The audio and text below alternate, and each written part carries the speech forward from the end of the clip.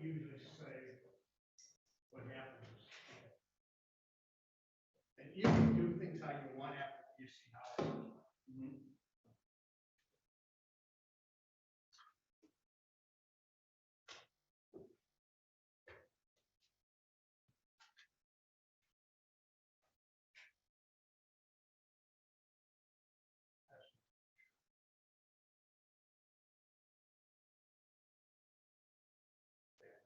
Two.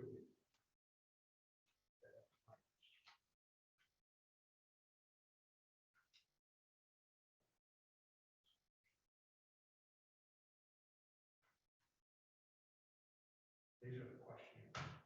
Questionnaires always goes out the prosecutors. Yeah. Okay. And then they'll get them and they can do handle it. They get the first shot.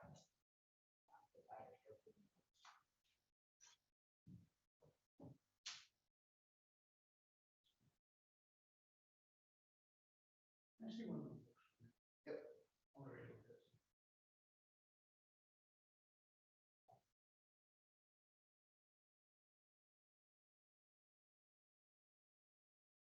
Yeah, the red pen. That's it.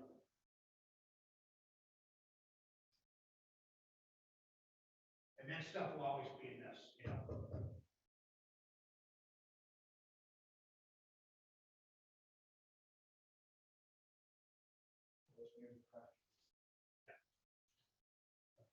There's two letters here. Oh, shut up.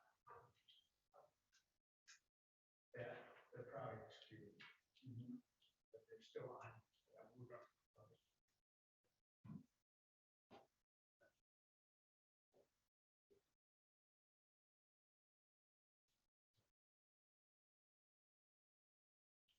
So the memos, there are ones that are excused. Yeah, well, they weren't marked off here, the letters that came in yesterday.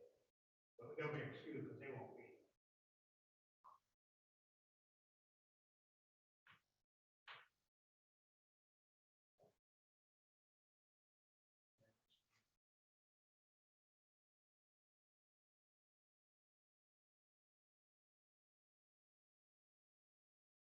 The other ones will be here promptly.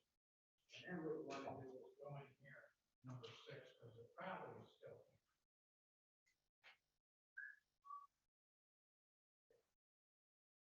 Take 6 out. You know why he's taking 6 out? Because then he'd be 6 0. Yeah, 6 is on the list. That's what number. The other one should be 23, right? The other one, yeah, it's 23.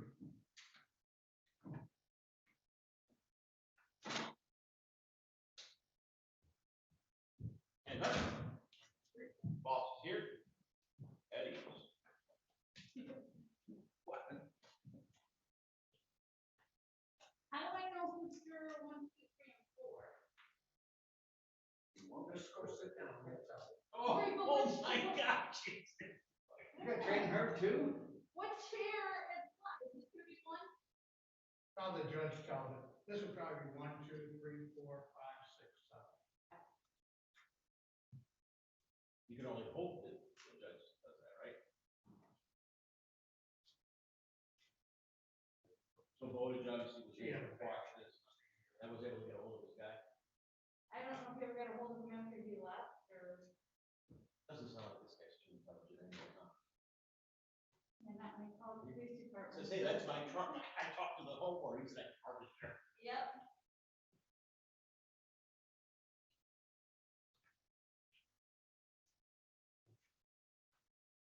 Go take a look over your desk there. Come on.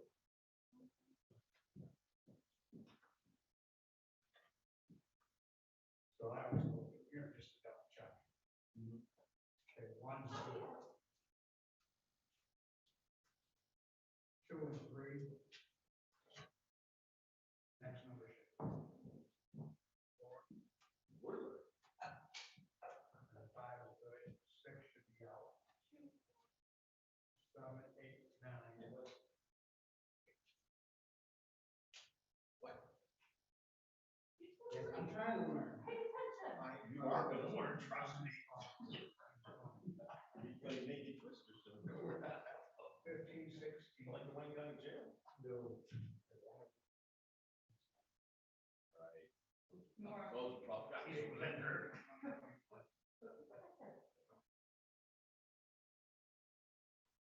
15, 16. 18, 19, 20, 24.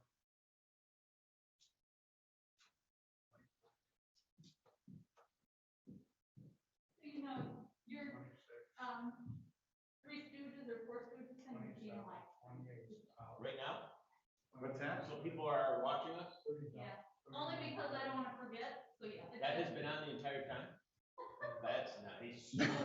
Volume 2? Yeah. You totally said it was asking me. It's on tape.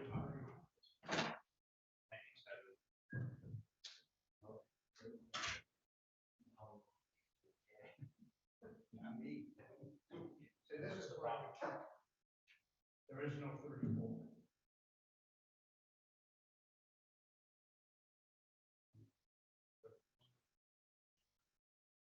Two, 3. Need a 34. Need it.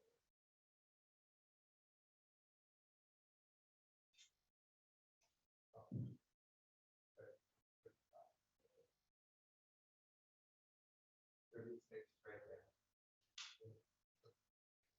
These are on here. Good to go. Now what I do, let me see if I can find it. Here's your paper. Good.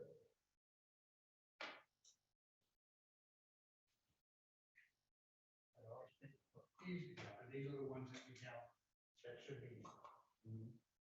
These are the ones that won't be. So what happens is when they come in and check in, when they're ready to go, most likely we'll have a few that Aren't gonna show. aren't going to show. So you gotta pull their number out of here and put it here so you don't call the number. Juror number 16, Jesus. Oh, fuck. Is it no? No, go ahead. Big shooter. Talk about this kid. Go ahead, big shooter. Okay. So that's, and now, Get one of the way.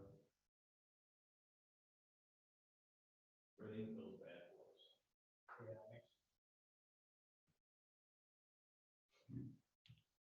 yeah, she made copies. We'll make more copies because we had 2 more that were no shows. Is the jury still open? Yes. I just got little 10 bits. That was smart, instead. actually, they're like, I didn't leave your plan, right? Yeah, so it doesn't have all the moments. No, you're right, yeah.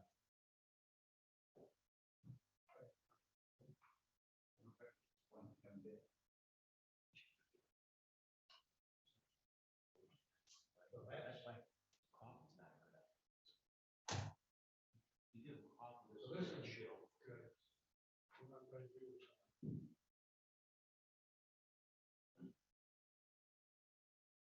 Excuse there.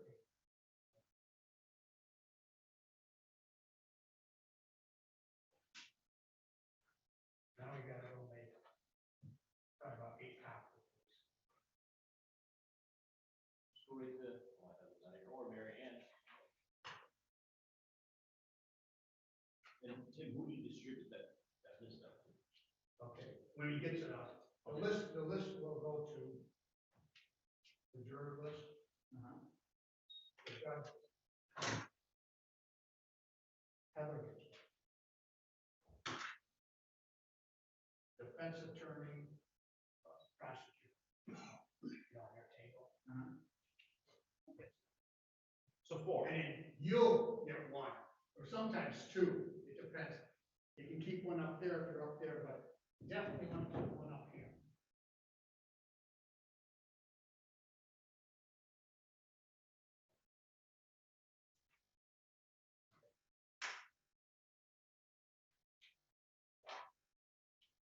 And what happens, you probably keep this right here for the time being until everything's done and they're ready to go. Then you can move it, go up there and then. Tim, these stay right here Yeah, they stayed on. for the defense attorney? Oh, prosecutor. Prosecutor gets it first. Because then what happens is.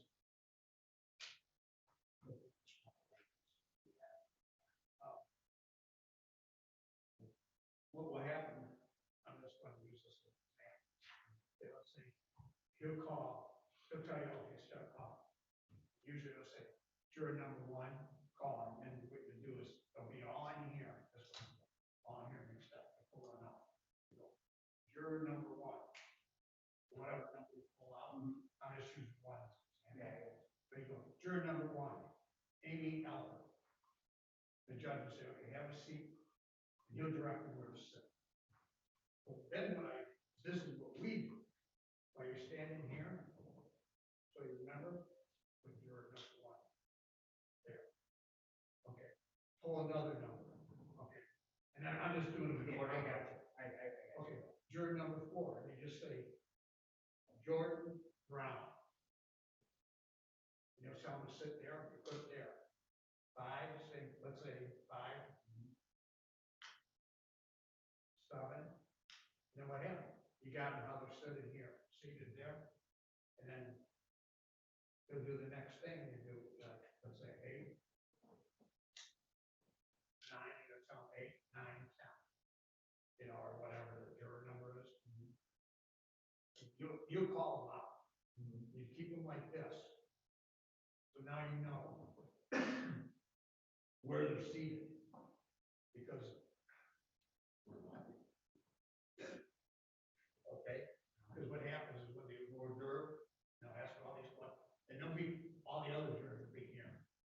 They'll do it when they say, oh, we excuse juror. Let's just say 5, you pull it right there. We'll excuse, and they'll say, we'll excuse, Miss, Jacqueline Berger. She's juror 5, so what you do is just pull that out, put it in the dead pile, I call this dead pile, put it there, and then they'll say, call another one, you pick it out, and then you put it right where she is. But this is. More guys. Morning, Judge. Morning, Judge. Just keeping it. And then what happens is, everyone will have a list like this, so they'll know who the juror is. And then when you say, okay, you got to say, okay, you know, juror, jury.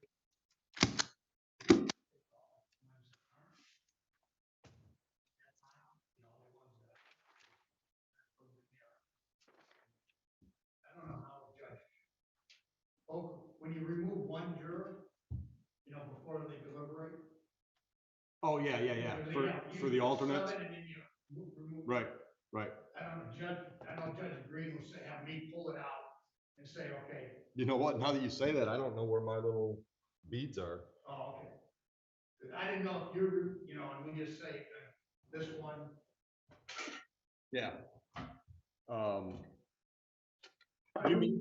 You mean after the end of the trial? pardon? After the end of the trial, before we send them to deliberate, you get down to 6 instead of the alternate? That's what you're talking about?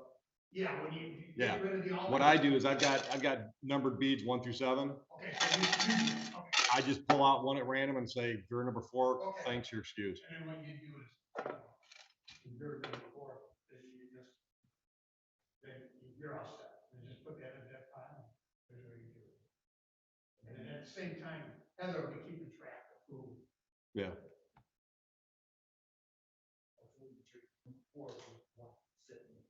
Yeah, because you can pick up 1, 2, 3, 4. Yeah, the way, 5, 6, 7. well, never gave it much thought in this courtroom. 1 would be closest to the witness. No, that wouldn't make sense, would it? Thank you. Yeah, we should do 1 closest to Tim and then 5 closest to Joe. Okay. Yeah. Because that's how we set it up here, so you keep Yeah. track of who, like, but we'll be in here too. And then once you select the jury, then you can put all the stuff, you know, back in here.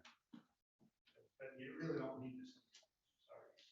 He'll pull the one when it's time, so that's, and then everything you do. Go back.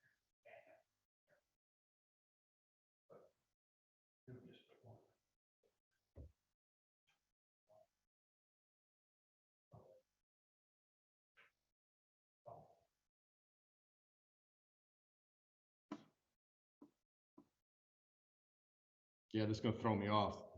Because the seating is so much different than it used to be. So.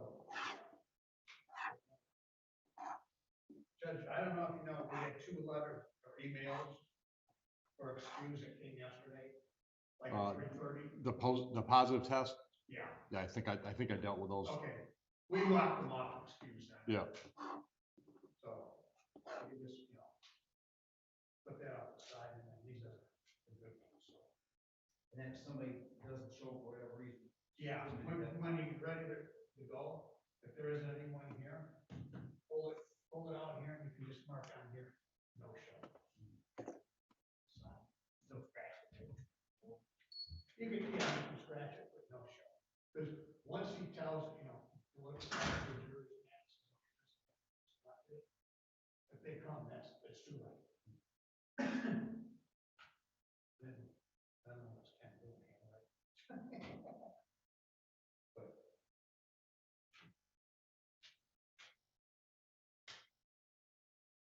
But yeah, I usually would, when I do it, I just,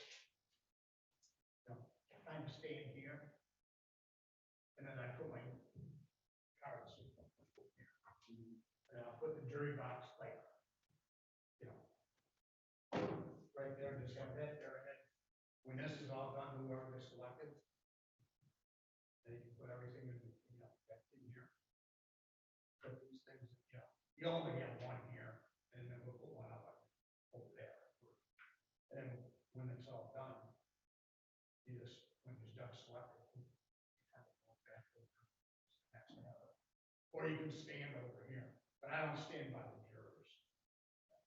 Only when, in the beginning, when you're calling jurors, you call me, because it's so much easier. My plan is to stand with the judge. If he decides I'm going to judge. Yeah, I mean, you got the chair there too, between them, because the defendant's gonna be over at that table. And then you got, trying to figure out. Say when the jury does come in, if they deliberate. Lost my needle. Uh-oh. Ken was supposed to make copies of something, I don't know where he was. 1, 4, 5, 6, 7.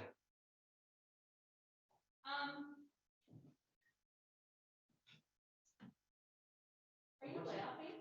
No, that was. Oh. So should I just put the iPad on the chair? What? You know how they used to do the books? And now they have iPads. Should I put one on each chair? I guess, you know what? I wouldn't do it now until they get the jury slot. True, because if we. Yeah, because He doesn't we even- moving people back and forth. Right. Okay, so we'll wait. But, yeah, and then what happens is, whenever Ken. I couldn't find Heather, so I had to go downstairs. Sorry. Michelle has a copy or two and just read off them. Jamie has one, checking them in. Okay, so. I keep one, let me. I keep this one here. Okay. Okay. Then I put one at the. one at each, take rescues, yeah. Fence.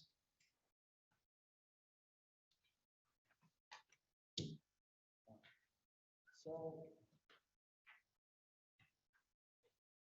One for her. Heather, And then one for the judge. yep.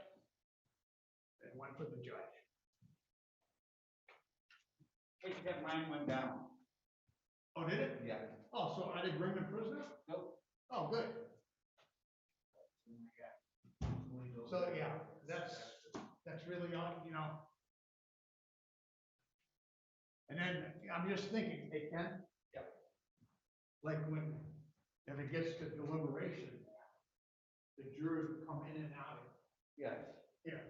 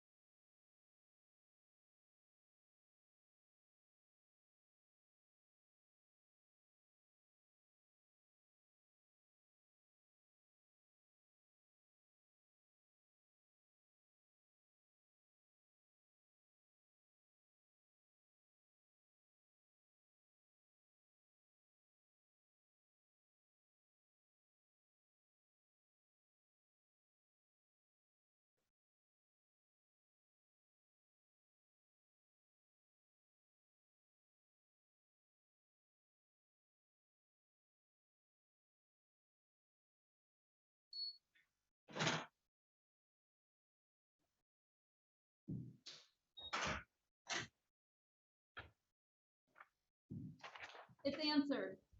I'm gonna go make a copy of this. Yeah, I'm gonna make a copy of this. That's, you got one over there. Oh, you Yeah, we guys are put one good. in. Wow, thanks. We put one all around. There you go, Eric. I'll make a copy of this. There, you know. And then, like I said, they'll check them in, you know, as they come in there. Some people in there, so. They try to try it. If it even goes that far. But it's, I mean, and really, like I said, once this part's done, selection, it's nothing, you just.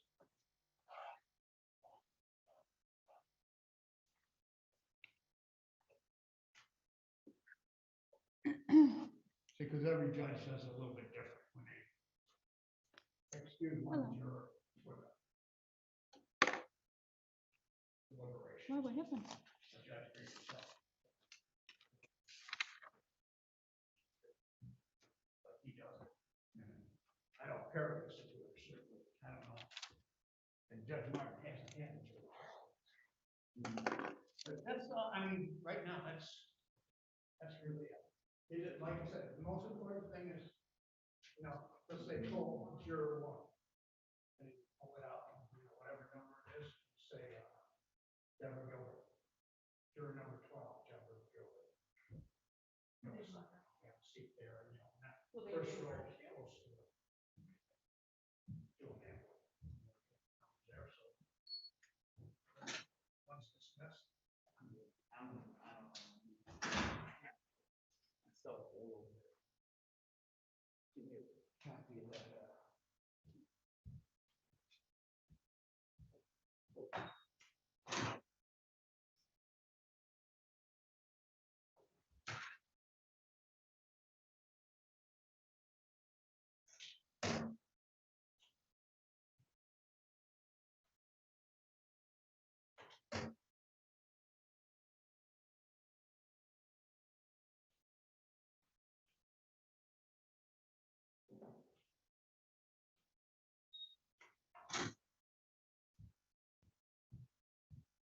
I just got Heather making me a copy of that 1 through 7.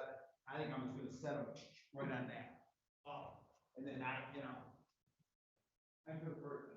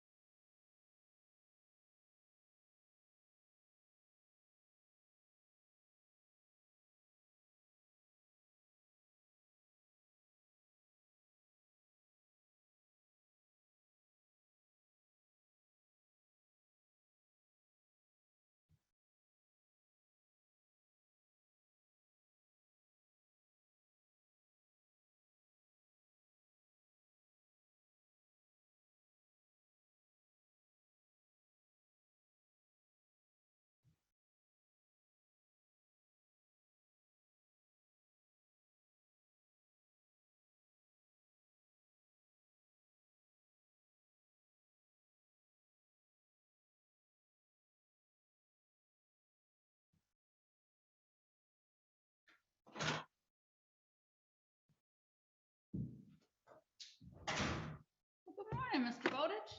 Ever, Mr. Radke, even though he never responded to any of my phone calls, he appeared, he's here, we're ready to go. Alrighty, Thank you. yeah.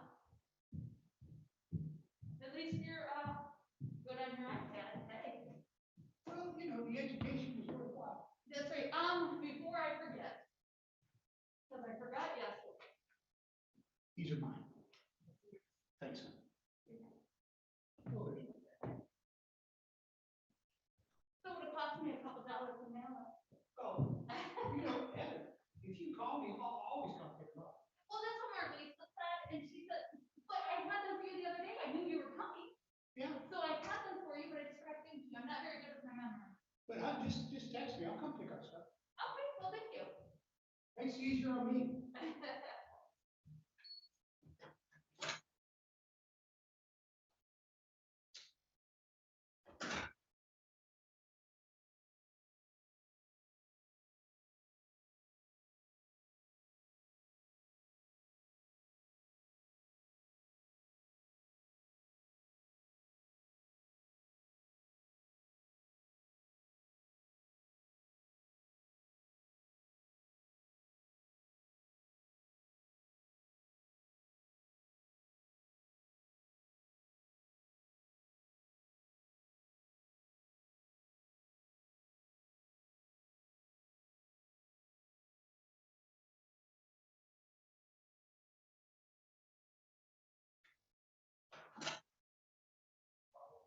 Or do you want me to stack them up right here for right now? Yeah, we'll probably pass them out at some point, just like we did with, we're gonna do with the steno pads. Oh, so don't put them over there. I have them lined up there. That's all right, leave those there. Yeah, that's all right. I gotta see if I know how to turn this on.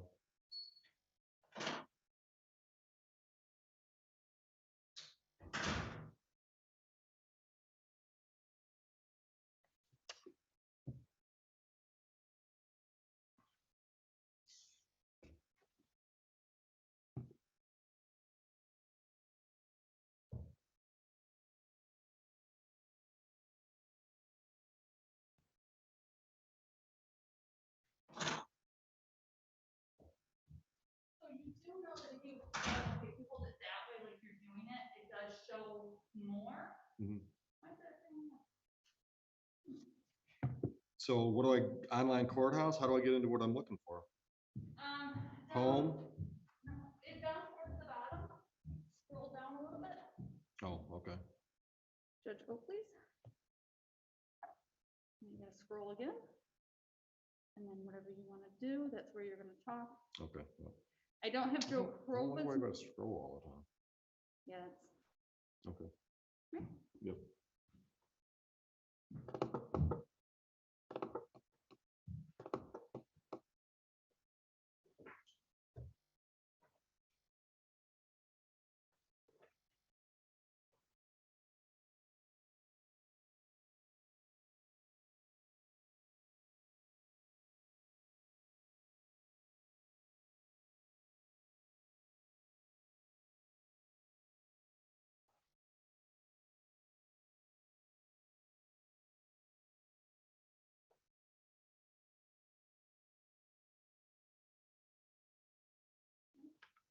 internet in order to get it to change. What do you mean, the internet's down? No, I said everything's coming on my computer.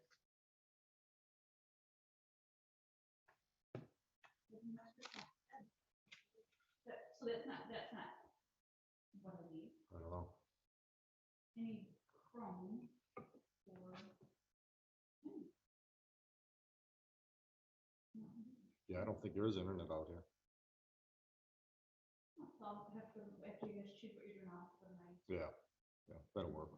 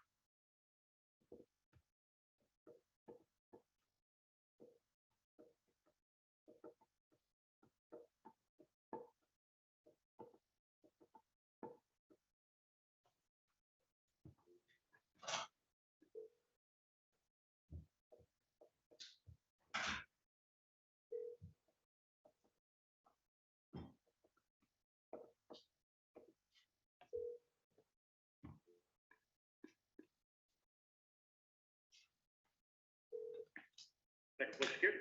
How many jurors do we have, do you know? What did I just count out, 15 on these jurors? 3, 8, 9, 10, 11, 12, 16. Great, tell the attorney we're ready. Okay, thank you. Don't bring the jury in yet.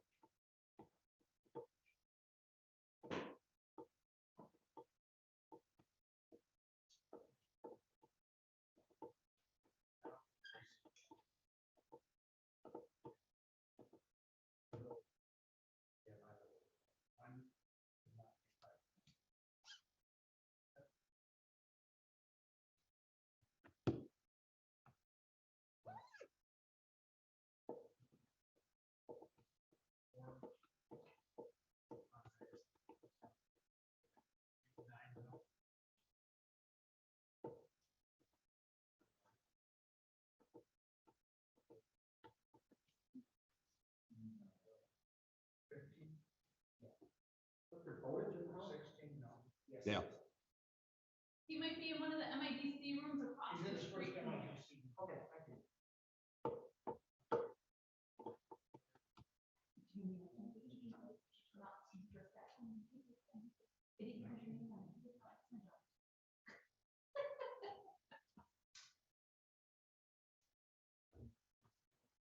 It's gonna make a daddy proud. Mhm.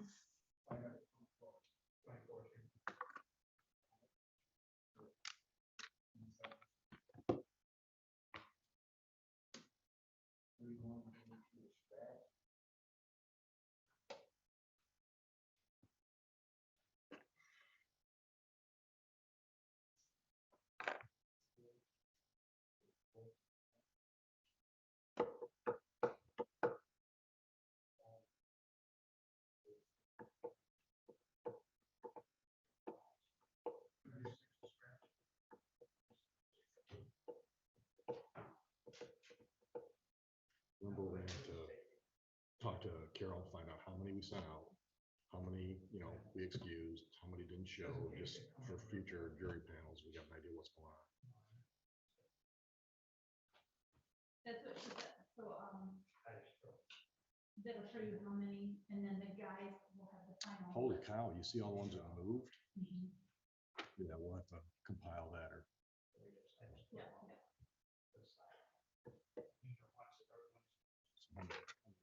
1, 2, 3.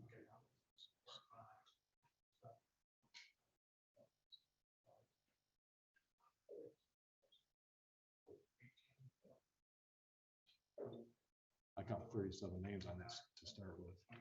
Mhm.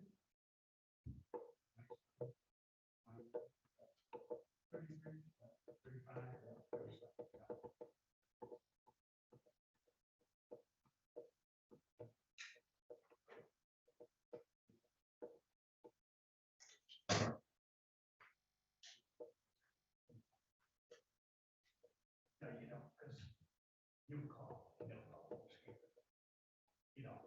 only ones that they would call.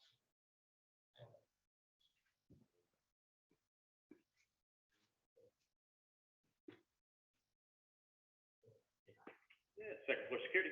I'm not waiting while they prep. Okay, sir.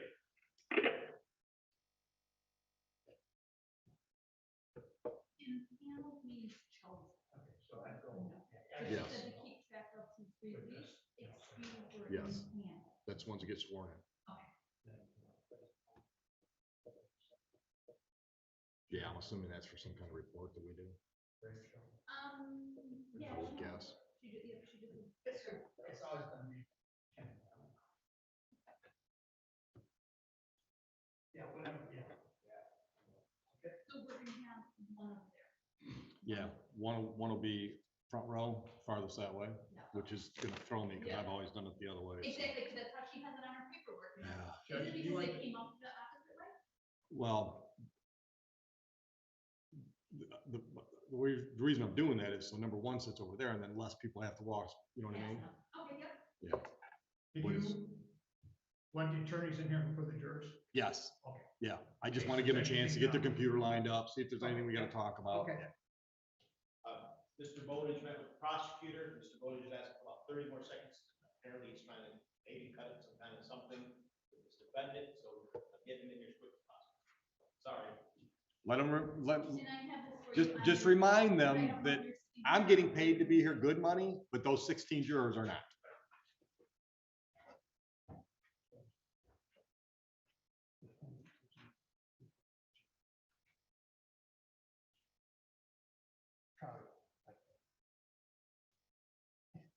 That tells you everything you need to know about the guy, doesn't it? Case closed real quick.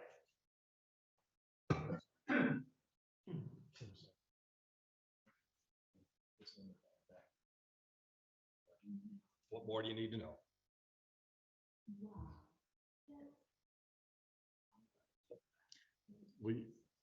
One of my favorite things is some people do not have a self-preservation bonus. They just, most of us have this innate thing inside us that wants us to keep ourselves safe. And some people lack that. They say what they think, they do stuff like that. It's like, you give any thought whatsoever how that's gonna work out for you? Right. I mean, God forbid he walked in and had to walk past a bunch of jurors sitting there. I mean, do you not care about that? Good morning.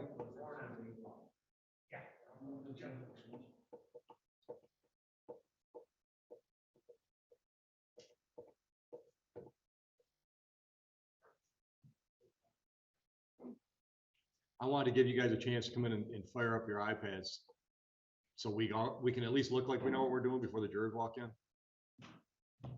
She said that's what she was gonna do. She goes, I'll be here for my dad.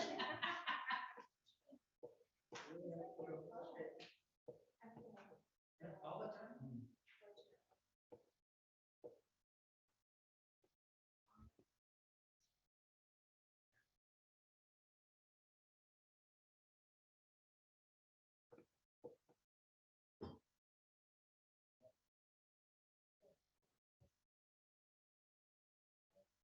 And the jurors will have them to follow along with too.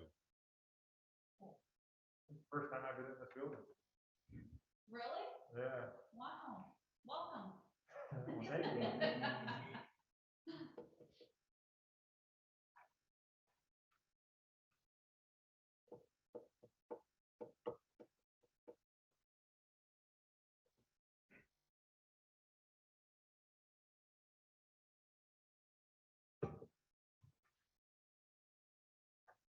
Tuck it in, Tim.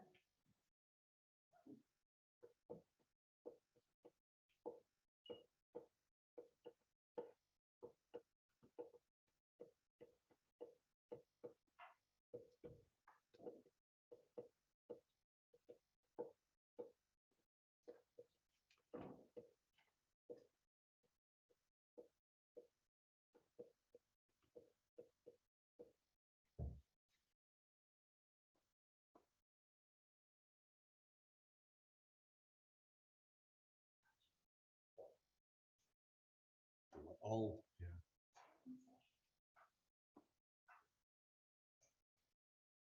Joe, go threaten Bowditch with your taser. Yes, sir.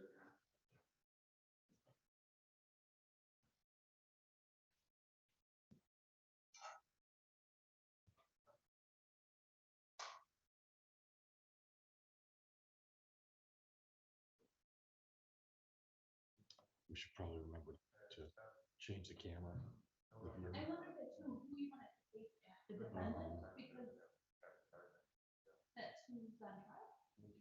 Probably the witness. Put it on the witness box. Or move it around if it keeps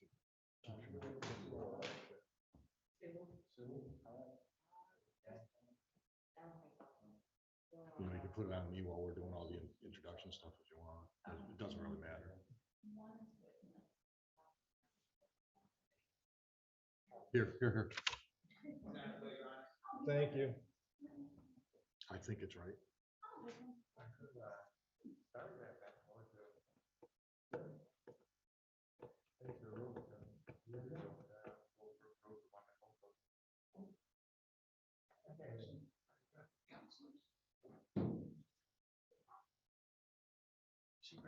Have a seat, Mr. Bowditch. I wanted to give us all a chance to get the iPads fired up so we can at least look like we know what we're doing with those before the jury comes in. I got a little tutorial yesterday, thanks to Heather. Are we ready to bring the jury in? Or the prospective jury in? We do have a preliminary matter, Your Honor. Well, hold on a minute, let's do this. People versus, you're on? Yep. People versus Robert Radke, appearances, please. Your Honor, Kevin Foley on behalf of the people. Your Honor, for the record, Jeffrey Bowditch appearing on behalf of with Mr. Radke. Go ahead, Mr. Your Honor, Foley. preliminary matter, the people do have a certified copy of the Michigan driving record of Mr. Radke. We got this certified from the Michigan Secretary of State. We'd ask it to be taken into evidence. No objections to that, Your Honor. All right, thank you. Is that gonna be People's one? The people's one judge. Okay.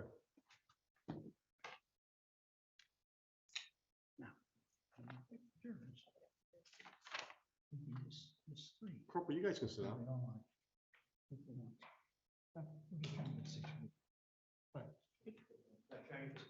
Yeah, just bring it up to Heather and she'll take it from there. Anything else preliminarily? That's it, Your Honor. All right, we're ready to bring him in? Ready to bring him in? Yes, Your Honor. All right. Thanks, Jamie.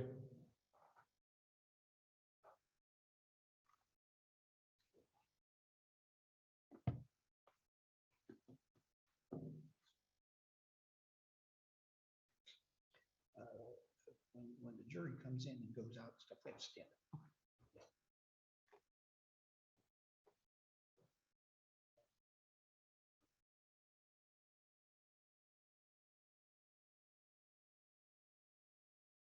Your Honor, they still have pads and paper. They aren't using it. Pad and papers for notes. iPad just gives them a chance to follow along with the jury instructions. These replace the booklets. Yep.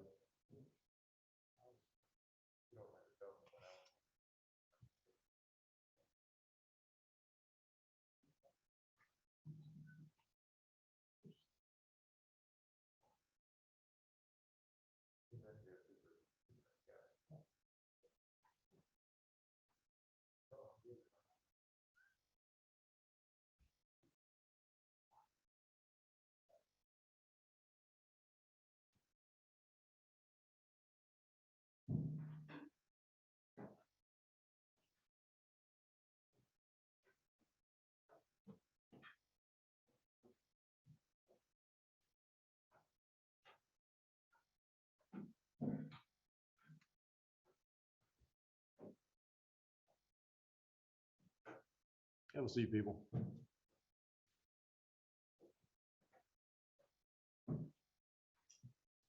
Good morning. I wonder if any of you are as excited as I am. Probably not. Mr. Bowditch is. This is the first jury trial in this new building, and it's the first one that we've had at the 34th District Court in over 2 years since the COVID lockdown. So a lot of us have been waiting very impatiently to get to this point. So you guys are making this possible. So thank you very much. I got a nameplate. There is a nameplate there, right? No. I don't have a nameplate. Let's see, 20 years in the old building. My name is Brian Oakley. You're here at my invitation today. And once again, thanks for being here. So one of my jobs is to make sure that you folks get the information you need so that if you're ultimately picked as one of the jurors that make a decision on this case, you get the information you need. So a lot of the information I'm going to share with you is directly out of the Michigan jury instructions. And the lawyers, well, I'll show you. There are a lot of jury instructions. There's 3 volumes like this. So you don't get it all, thankfully. But there's a number of things, jury instructions that I have to provide to you today. And to do that accurately, we don't have a teleprompter like the politicians do, and I don't memorize them. So I'm going to be reading to you from the jury instructions. And I always apologize for that because I'm a people person, so I'd much rather engage. I'd much rather look at you while I'm talking to you, and I can't do that. So you're going to spend a little bit of time looking at the top of my forehead while I look at my screen in front of me. And I'm going to get started with that right now. We're also trying something new, first time. My jury book is on an iPad this time.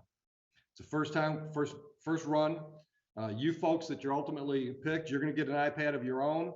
so that you can follow along with instructions if you choose to. The attorneys have an iPad so they can follow along with what I'm doing. So it's a little bit of new technology. We used to do it with notebooks. I know that jury duty may be a new experience for some of you. Jury duty is one of the most serious duties that members of a free society are asked to perform. Our system of self-government could not exist without it. Safe to assume that you can all hear me? Okay, I'm pretty loud, so I'm not a good test. If at any point in any of the proceedings, any of you cannot hear, just, revert to grade school, raise your hand. The court officer, Heather, myself, one of us, you'll catch an eye and we'll figure out what's going on, and we'll increase the volume, remove you, do whatever we have to do. The jury is an important part of this court. The right to a jury trial is an ancient tradition and part of our heritage. The law says that both a person who is accused of a crime and the prosecution have the right to a trial, not by one person, but by a jury of 6 impartial persons. Jurors must be as free as humanly possible from bias, prejudice, or sympathy for either side. Each side in a trial is entitled to jurors who keep an open mind until the time comes to decide the case. A trial begins with jury selection. The purpose of this process is to obtain information about you that will help us to choose a fair and impartial jury to hear this case. During jury selection, the lawyers and I will ask you questions. This is called the voir dire. The questions are meant to find out if you know anything about the case. Also, we may need to find out if you have any opinions or personal experiences that might influence you for or against the prosecution, the defendant, or any witnesses. One or more of these things could cause you to be excused in this particular case, even though you may otherwise be qualified to be a juror. The questions may probe deeply into your attitudes, beliefs, and experiences. They are not meant to be an unreasonable prying into your private life.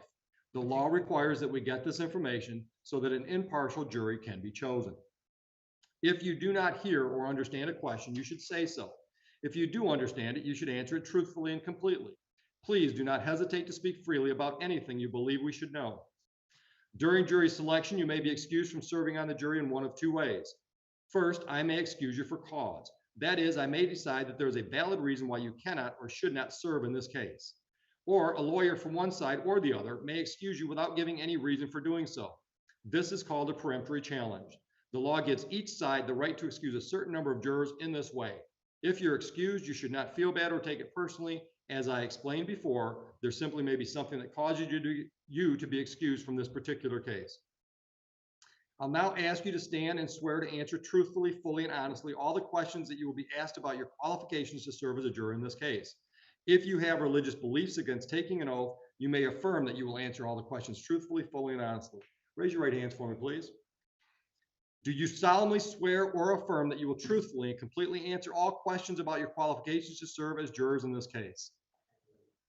Thank you very much. You can have a seat. All right, I already mentioned Heather. Heather is my court recorder secretary.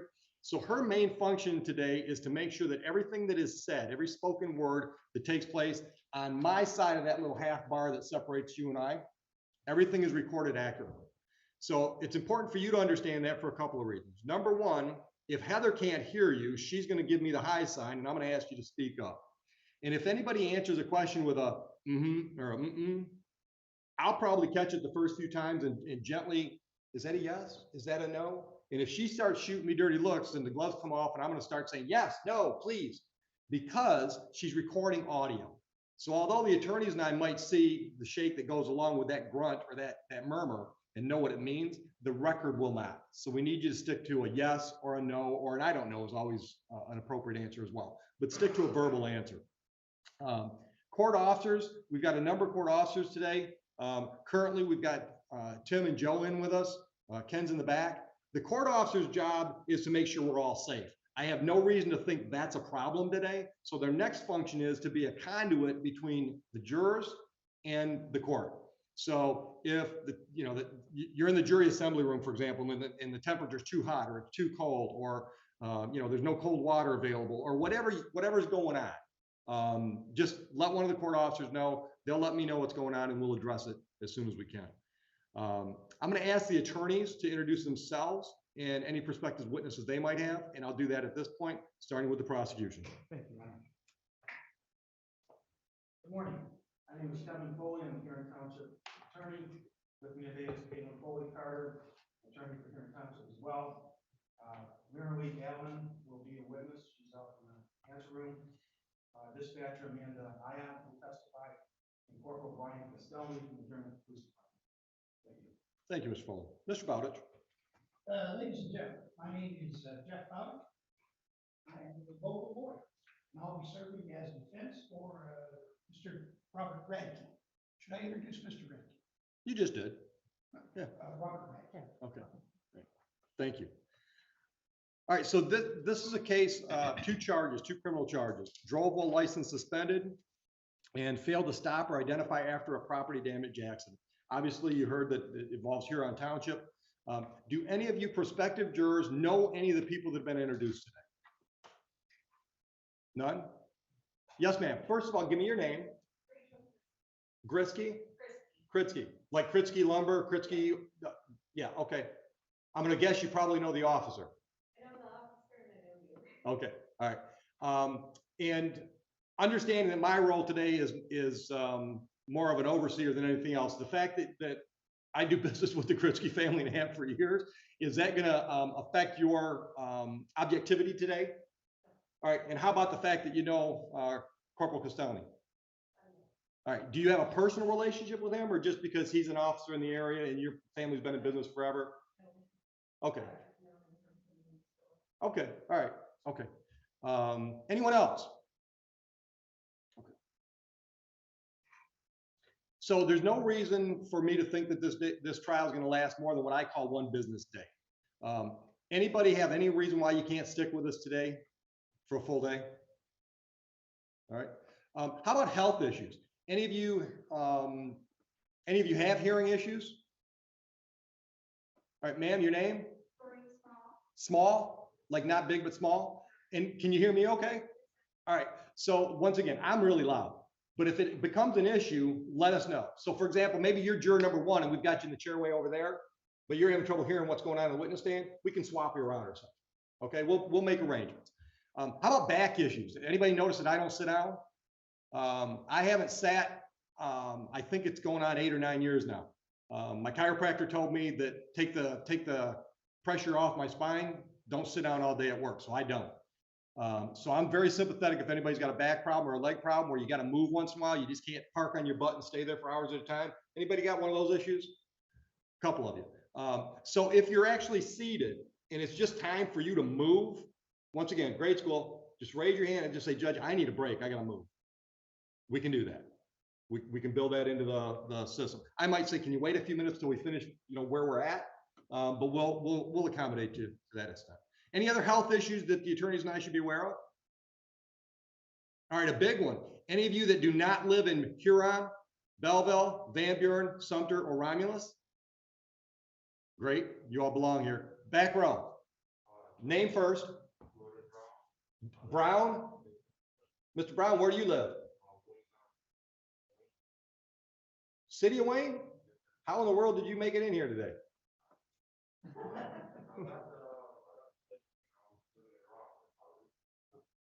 Okay, like you got the notice and then you moved.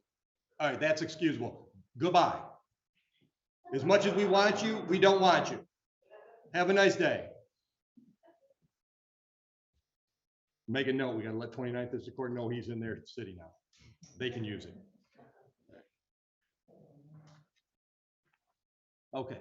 Other than Mr. Brown, you all belong here today, right? Well, from where you live. Okay. Now, see, I just found a problem with the screens. If I don't touch the screen, it goes blank on me. All right, this is a criminal case. I alluded to that earlier. The paper used to charge the defendant with a crime is called a complaint. The complaint in this case charges that the defendant, Robert Radke, charges him with the crimes of drove while license suspended and failed to stop or identify after a property damage accident. The complaint reads as follows. Charge 1, drove while license suspended.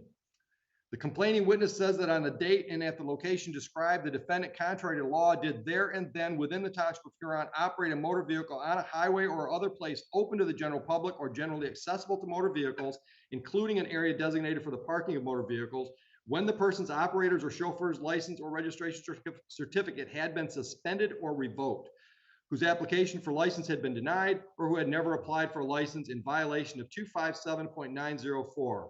To wit, defendant Robert Radke operated a motor vehicle on West Road in New Boston, Huron Township, when his operator's license was suspended. Charge 2, failed to stop or identify after a property damage accident. Complaining witness says that on the date and at the location described, the defendant, contrary to law, did there and then within the township of Huron, knew or had reason to believe that he had been involved in an accident upon public or private property that is open to travel by the public, failed to just immediately stop his vehicle at the scene of the accident, and failed to remain there until the requirements of section 619 were fulfilled, or immediately report the accident to the nearest or most convenient police agency or officer to fulfill the requirements of section 619A and B if there is a reasonable and honest belief that remaining at the scene will result in further harm and direct contravention of 257.618 of the Michigan Vehicle Code. To wit, defendant did know or had reason to believe that he had been involved in an accident upon public or private property that is open to travel by the public and failed to immediately stop, remain on scene, and failed to identify himself pursuant to section 6.19A and B. Specifically, defendant Robert Radke caused his own vehicle to crash into a ditch located in front of 28724 West Road in New Boston, Huron Township. The driver's airbag and both side curtain airbags were deployed, and the hood was knocked out of alignment from the crash. Robert Radke failed to remain on scene and failed to fulfill the requirements of 6.19A and B. The defendant has pled not guilty to these charges. You should clearly understand that the complaint I have just read is not evidence. A complaint is read in every criminal trial so that the defendant and jury can hear the charges. You must not think it is evidence of his guilt or that he must be guilty because he has been charged.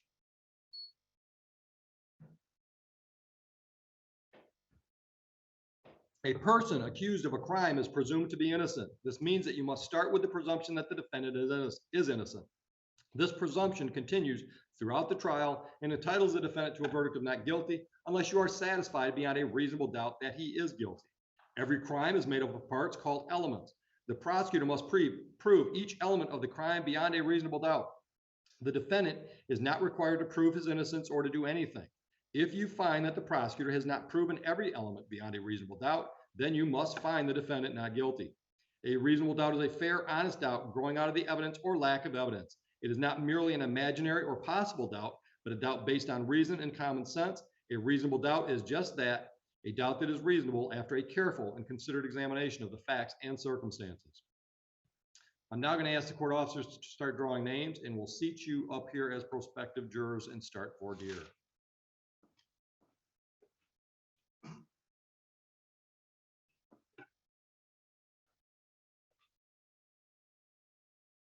Juror number 12, Deborah Gilbert.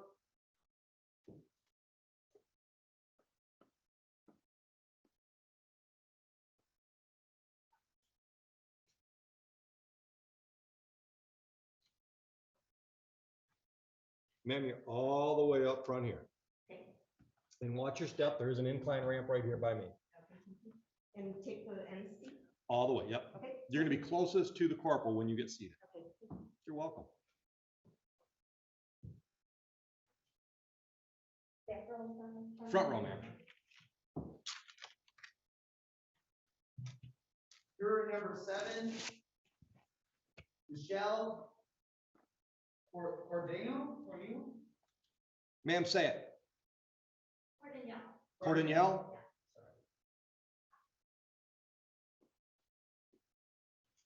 That was a good test name. Yeah. So if Officer Krova mispronounces your name, please correct him because the attorneys and I are going to pick up on how he says it. If you don't correct it, we're all going to call you the wrong name. Right, yep, right next, yep. Cordell, right? Cordell. Cordell, yell, like loud, Cordell. Got it. Thank you very much.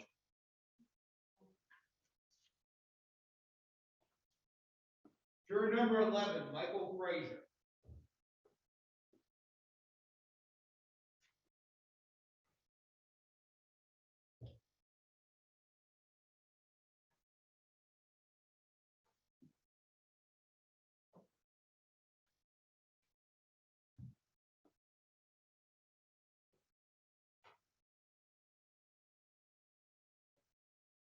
Juror number 37, Cami Zoltansky.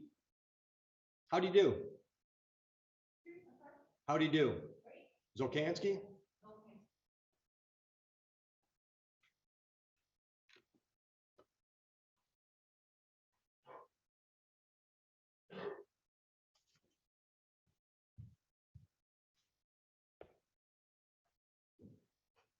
Juror number 26, Jessica Radcliffe.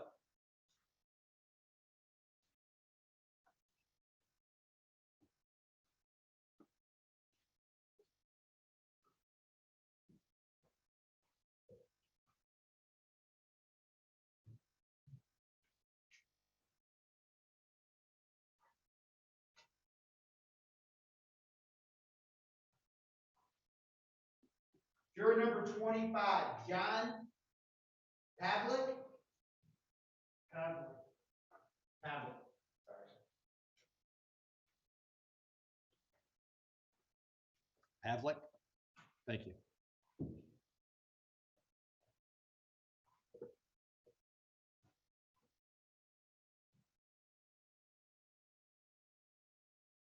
Juror number 29, Doreen Small. Feel good now. All right, usually at this point, I tell you to wipe the smiles off your faces, but most of the masks, I can't tell if you're smiling or not. So you haven't dodged the bullet yet. What we're gonna do now is we're gonna start the process of voir dire that I explained earlier. I'm gonna ask some questions, the attorneys are gonna ask some questions, and these folks are gonna answer those questions. So what I'm gonna ask you to do is to yourself, as the questions are being asked, answer them to yourself. Because if you replace one of these 7 folks up here, because they're excused for whatever reason, and you replace them in that chair, the first thing I'm gonna say is, were you listening to the questions that were asked? And if so, anything you should share with us. Because once again, as I mentioned earlier when I was reading to you, the whole process of voir dire is for one purpose. It's so that we can pick a jury that is as much of a blank slate as we can get when we start giving testimony. We want people that are purely objective. They don't have any reason to favor the prosecution or the defense on this particular case. So we're going to ask some questions that are, as I said before, going to be personal and prying.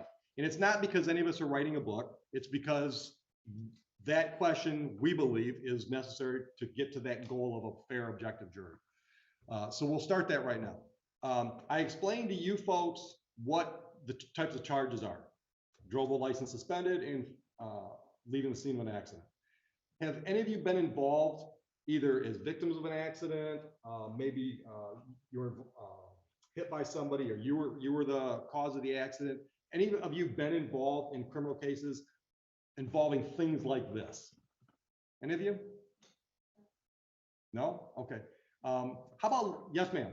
A family member was involved in an accident. Okay. All right. So Ms. Zoltansky, did I get it right? Yeah. All right. Was that recent? Old news? Okay. Years ago. Bad accident? Okay. Now, I assume, because I haven't heard anything about it, I assume there were no injuries in this accident. That's not the situation. All right. So although they're similar from the standpoint motor vehicle accident, from there, I think it's probably a vastly different situation. Anything about your relative's accident that would cause you to be less than fair and objective today? No. Okay. All right. How about law enforcement relationships with law enforcement? Do any of you have close friends or family members that work in law enforcement? Yes. Okay, a couple of you. Let's work around backwards. Miss Small, how about you? Pardon me? Let's start with you. Yes, I have some very close friends, family that are police officers, probably a handful of them. Okay. Any Huron Township officers? Not that I'm aware of. Okay. And I think, Mr. Pavlik, you had your hand up? Yes, What's the relationship? just friends from when I lived in different areas. Okay. Anybody from Huron No, sir. that you're friends with? Okay. Ms. Ratcliffe, you didn't have your hand up, I don't think. All right, so I think that gives us to Ms. Gilbert. Yes, my husband and the Van Buren Township police officer were partners at Belleville Airport. Okay, okay, Good family friend. sure. Ms. Cardinale, did you have your hand up? Yes. Everybody knows the cops. But I'm like close friends with teachers. Okay, all right, so nobody local. Okay. And Mr. Frazier, you? Yes, Tell me about it. friends from Huron Township. Okay.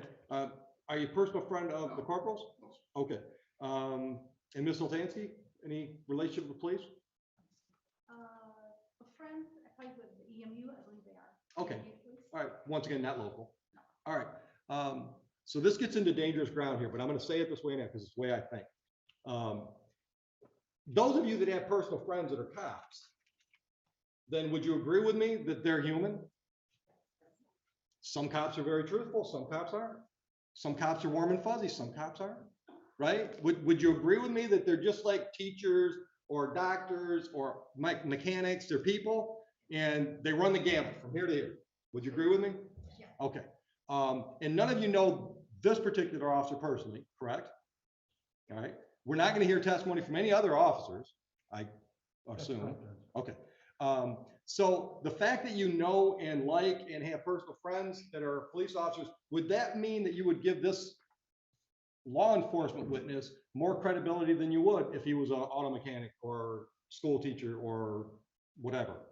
Would you automatically give him the benefit of doubt on believability just because he wears a badge for a living? No? Would you judge him in his testimony the same way you would judge anybody else from any other walk of life? Yes.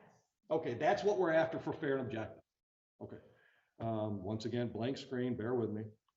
Maybe I talk too much and don't read enough. Oh, this is a good one. Any of you ever served on a jury before? Holy cow, that's unusual. Ms. Radcliffe, let's start with you. Was at the Frank Murphy Hall of Justice, and it was 7 days, rape case. Oh, yeah, this is not going to be 7 days. Promise, promise, promise. How long ago was that? That would have been in, 2016. Okay. And this is a question that always, the attorneys are always thinking. In that case, don't tell me what the decision was, but did the jury make a decision? Yes. Okay, all right. Mr. Pavlik, how about you? Where'd you serve at? Frank Murphy Hall of Justice. Long time ago? Yeah. Okay. 2 times, actually. How many? Twice. Twice. Okay. And once again, don't tell me what the decision was, but in both those cases, did the jury reach a decision? First one we did not, second one we did. So batting 500. Okay. All right. Miss Small, did you have your hand up? All right. Miss Zoltansky? Yes. Where at? Frank Murphy's home. All right. Right. Recently or way back? Can't remember exact year, but I believe on 2014. Okay. All right. Was there a decision reached? Yeah. Okay. All right. Yes, ma'am. I lived in Illinois for a while, DuPage County, Cook County, twice at, Circuit Court in Detroit. Okay. Now- Wow. This is really, really unusual. No, seriously. Usually if I've got 7 people, if I've got 1 or 2 that had experience somewhere and, you know, what was that, 4 trials? This is number 5 now. Yeah, that's unusual. Lucky you. I know. Maybe I'll win the lotto. Were decisions reached in those trials? All of them, yes. Okay, all right. And did I miss anyone? Okay, those of you that are frequent flyers, this is not your first rodeo. Anything about your past jury experience that would cause you to be less than fair and objective to both sides today? Anybody? Anything that we should talk about?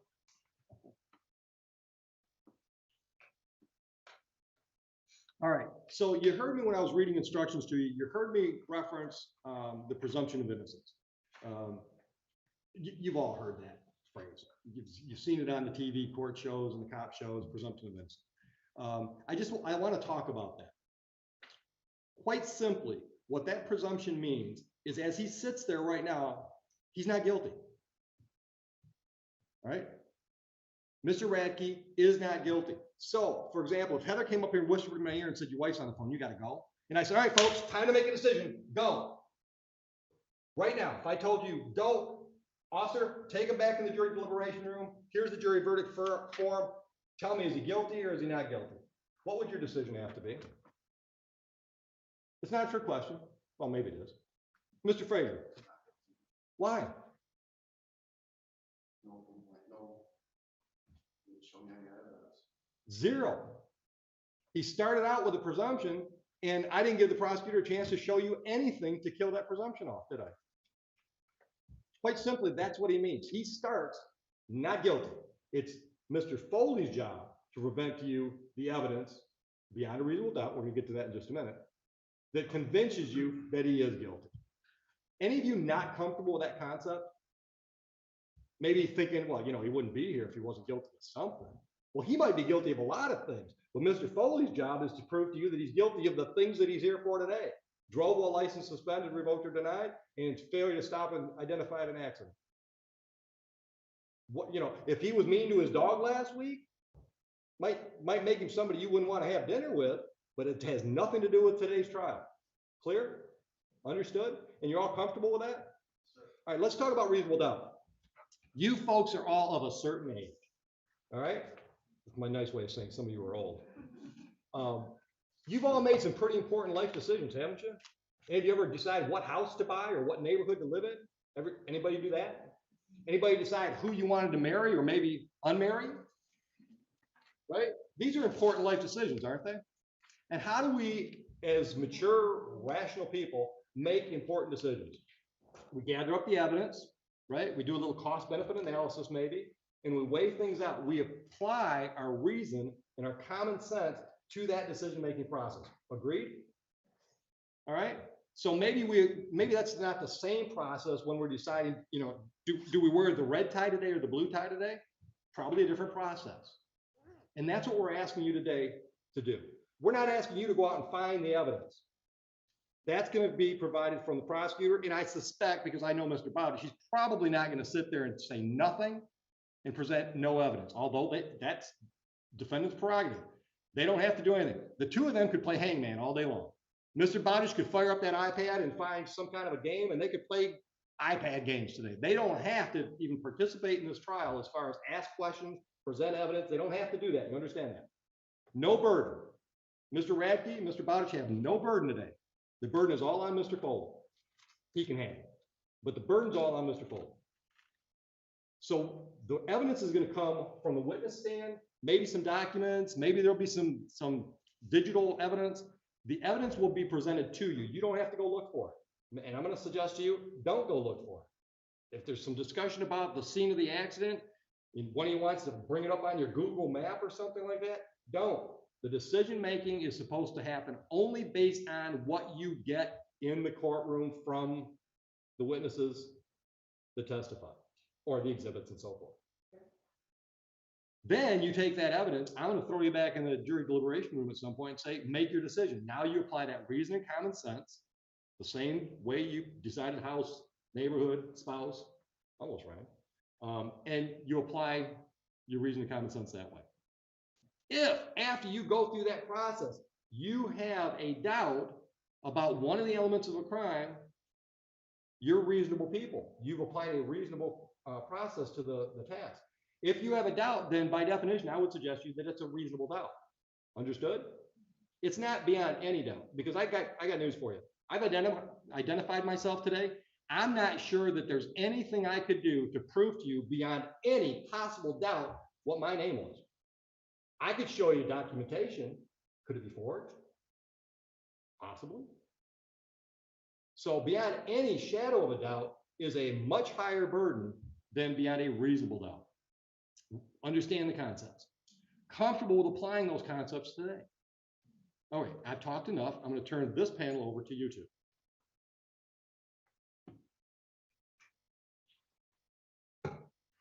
Your Honor, if we could, Mr. Frazier, we don't have a questioner on Mr. Frazier. Would he give us some of his background, sir? Sure. Just get to know us, or let us get to know you. I currently working for Diesel in their 9 months. Here at high school. Have you served on any boards or commissions for Huron Township or Huron Schools? No. Say if there's a Frazier on the school board, which I represent. Oh, sir. It's not you. No, sir. Ran for office before. Okay, maybe that's why I'm familiar with him. And you lost? Yes. Lucky. Yeah, lucky. Thanks for being willing to serve, but you Yeah. dodged the bullet. Yeah. Local office, no thankful there. I have no further questions of this panel, Your Honor. Mr. Bowditch, questions for this panel? Just a few, Your Honor. And Judge Oakley was right. I will participate, and so will Mr. Radke. Are all of you pretty much longtime residents of Huron Township, more than 10 years? Ms. Radke. Right, but yeah, I'm a local resident of Ronville, not here. Oh, but you're a local. Yeah. And I guess what I'm trying to get at You've all driven these roads. Everybody driven on a dirt road, everybody driven on a paved road around. You know what our roads are like. That may become important. And I want to make sure, so you're all drivers. All right. None of you know Mr. Mack.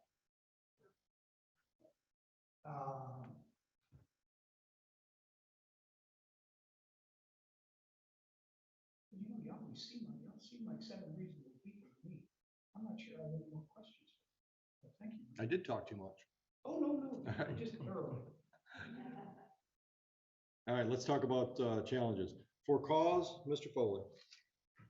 No challenges for cause, Your Honor. And Mr. Bowditch, cause. None for cause, Your Honor. Mr. Foley, peremptory challenges.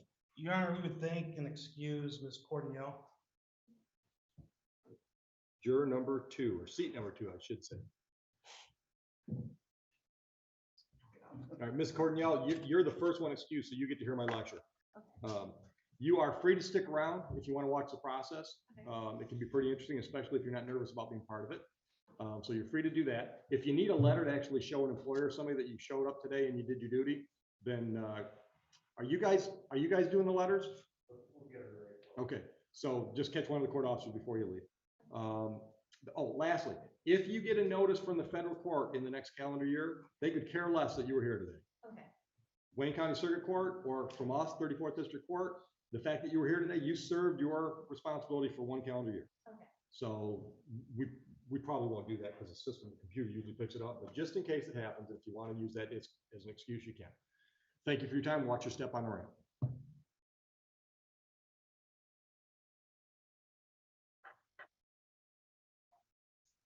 Juror number 24, Stephanie Noda.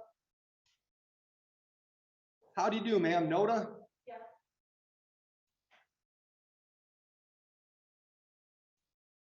If you could fill that vacant chair, it would be appreciated. And watch your step on the ramp.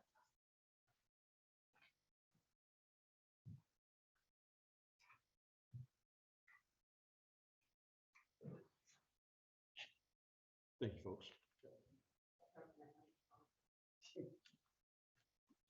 Mr. Bowditch, any peremptories? None, Your Honor. All right.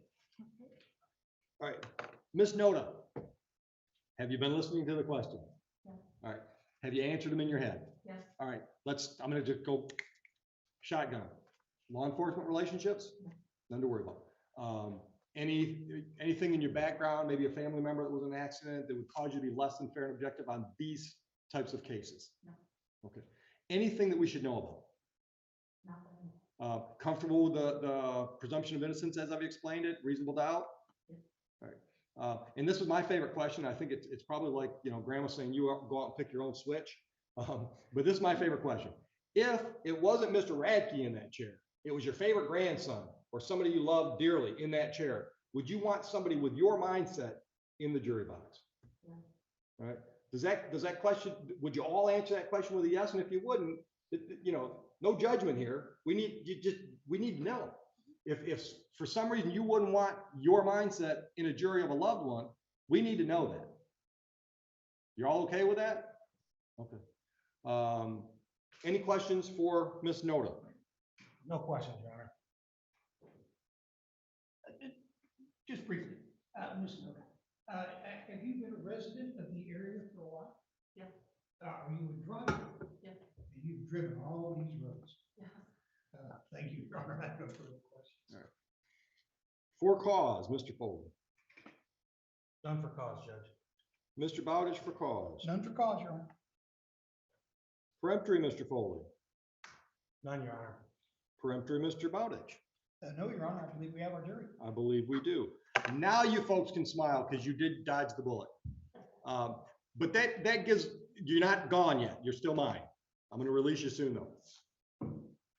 Now that you're off the hook, honestly, how many of you got your notice and thought things that you wouldn't want small children to hear? Anybody? All right, just one guy. How many of you thought something like I did, like, oh, wow, good, jury trial? Okay, and that's not too unusual. It's usually one or two of each, and everybody else is like, eh. Have any of you served before? Okay, the two that we didn't want to do it again. Did you serve downtown? Yes, federal, Oh my goodness. So that might have been weeks or months. 4 days. Okay, you got lucky then. How about you? Yeah. So actually, it was an ugly case. You were probably down there for a number of days, right? You had to pay to park. You lost money. If you paid to park and you bought lunch downtown, you lost money that day, didn't you? Right? Okay. And I go through this little process so I can say this. You are going to get a phone call in the next couple of months by somebody that you know that got a notice for jury duty and knows that you were here. And they're going to say, how did you get out of it? Now, if they got a federal notice, just wish them luck. All right. If they got a notice for downtown, then tell them to take a good book and plan on losing money. But if they got a notice for their local district court, tell them it's not that big a deal. Okay. It's a big deal as far as it's an important job, but almost always, I don't know what number this is now, but I've got a list of how many jury trials I've had, but I've been doing this for over 20 years. And there's only been 3 circumstances in all those years where a jury trial went beyond 1 business day. 2 times we went late into the nighttime. I think one of them we went on past 9 p.m. The jury decided to do that. I didn't force anybody to work that. The jury decided. And then 2 times we came back for day 2. The one time they came back for day 2, and once we got started again, we let them start deliberating. It took them less than 10 minutes to make the decision. They just need to come back with fresh minds, and they made the decision. The second case that came back for 2 days, I think was done in a couple of hours. It's very unusual for a district court case to take more than 1 day for a jury trial. So I want you to try to, if you can, if your conscience will allow you, I want you to try to be a good ambassador for the jury system. If somebody calls you and say, I know you went down and you didn't have to serve, so how'd you get out of it? Try to encourage them to go in with an open mind. Because as faulty as our criminal justice system is, it's still the best one in the world. This is still the best criminal justice system anybody has come up with. And a very, very big part of that is this process right here. Because I could be the biggest jackass ever to wear a robe, and you don't have to be tried by me if you're charged criminally in this venue. That's a blessing. Because everybody has a right to say, I don't want one person making the decision. I want a jury of my peers. And that's one of the biggest things about our system that I'm proud of, and proud to be a part of it. And I'll, as a disclaimer, and I'm talking too much again, but I've missed you people so much. Before I took the bench, I was not a fan of jury trials. I was a defense attorney, and I was involved in a couple of cases that I thought went really bad. One of them, a short version, I heard the jurors, apologies ladies, but it was 6 ladies. There was no men on the jury. And I heard them when they started into the deliberations room. I could hear them exchanging recipes. And I remember I was livid because it was a drunk driving trial, pretty serious consequences to my client. And I was livid the fact that they were taking it, that cavalier, that they were in there talking about recipes. When I got here, I started going in after the jury trials and talking to the jurors that actually served. And probably 3 or 4 trials in, I completely changed my assessment of what was going on with that recipe exchange. Those women, number one, were either just breaking the ice, getting to know each other before they got down to some serious business, or probably more likely, they decided very quickly that my guy had done it, and they just didn't want us to know. It only took them a couple minutes. So they were killing some time. There's no doubt in my mind that the vast majority, and I say vast majority, I'm talking like high 90% of the people that have served on my juries were very, very serious about it when they went in the jury room. They might not have wanted to be there. They might have glared at me through an entire trial. I can still see this woman's face in my mind because all through the trial, she gave me the bad eye because I didn't excuse her. And she just gave me the stink eye all day long. She didn't look at the attorney. She didn't look at the witnesses. She just gave me the stink eye. But when she went in with her fellow jurors and had to make a decision, she took it seriously and she played her role in the process. I don't think she'll ever vote for me, but she took the jury duty seriously. So I thank you for being here, reluctantly or otherwise. And once again, you're free to stick around and watch what happens. You can go home and watch us live on YouTube right now. But be my ambassadors. If somebody gets a notice to come to their local district court, tell them to just go in with an open mind and play their part, because it is a hugely important part. And with that, I thank you. And I'll give you a minute. If you want to file out, I'll give you a minute to do that.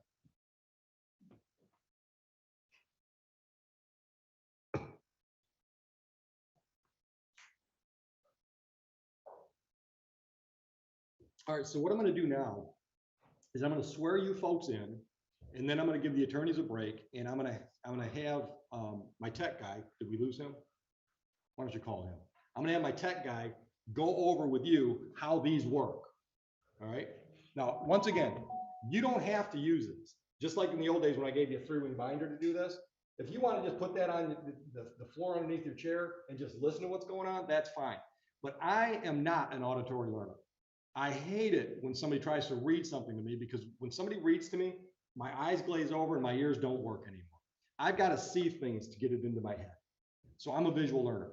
So if I was sitting in your chair, I would grab this like a lifeline so I could follow along as some, judge like me is reading jury instructions to you. You can follow right along. But once again, if that's distracting to you, then don't use it. All right. And while I'm talking about it, we're going to pass those out at some point. Same thing. You can keep notes. I'm a note taker. I wrote myself 2 notes before I left the house this morning because I got a terrible memory. So if you're a note taker and it would help you to take notes as you're hearing testimony, we've got the technology available for that, pens and paper. But once again, if notes are distracting to you, ignore them. Just don't worry about it. So what I'm going to do now is I'll excuse you to take a break. We'll give you your tutorial on the iPads, and then we'll give you a chance to hit the restroom and so forth. And then we'll get started with some more instructions, unfortunately, and we'll get into testimony. Perfect timing, Fred. He was hovering out there waiting for that, wasn't he? All right. And if you want to stick around to hear what he says about the iPads, that's great. If not, then you're free to go. Thank you, Fred.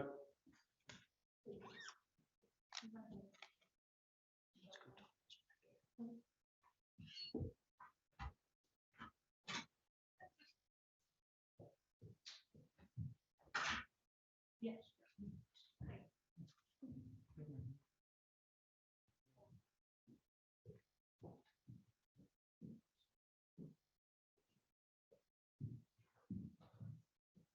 I'm assuming you've all probably seen one of these before. Well, wait, we're gonna get it open. Someone's already got it. Plug in the center, turn the screen on. Or if you're going sideways, it'll be on the side here.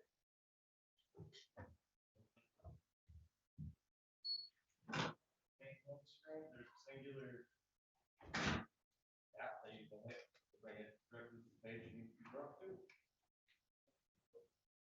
Little circle over here, circle.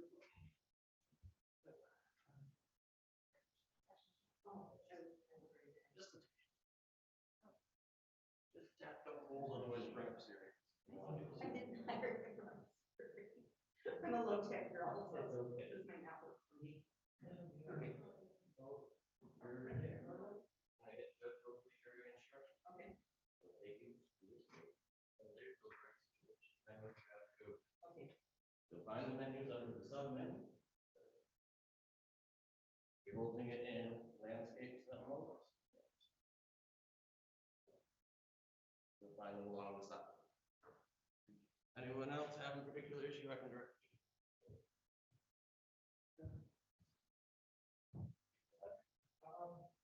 Want it sideways? Yeah.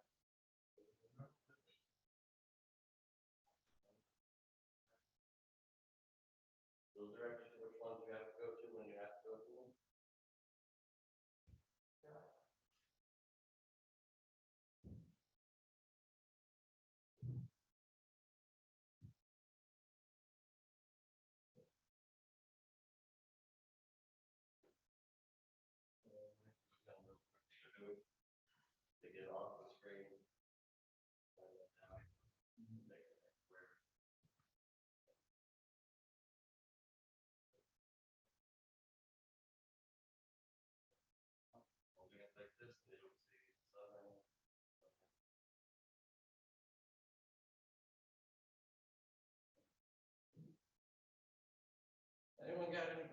questions or anything I could make easier for you if I did?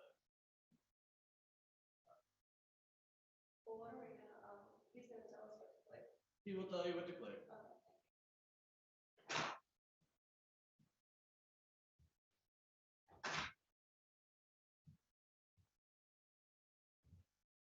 Right, Heather? Thank you. He's gonna tell them which part of the sub menu to click, correct? Hopefully, I mean, yeah. you're not gonna know Well, I otherwise. know the first couple we've already done. Mhm. I think that honestly is just for them to read over as he's reading with them. Okay. But he'll be using it as well, Yes. so I think that'll probably. Yeah.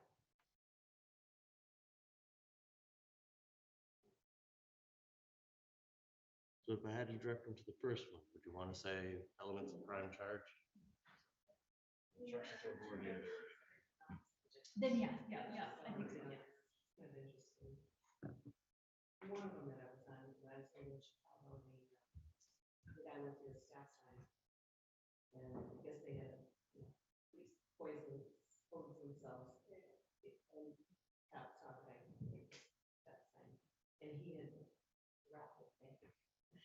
He had like these big sacks of. For those of us who've got it up already, the first one we'll probably want to click on our elements of crimes charge. There's one down on the left hand side.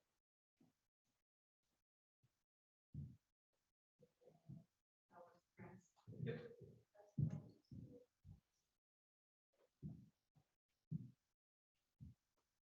Take a little bit of a learning curve, but it's pretty easy once you get it.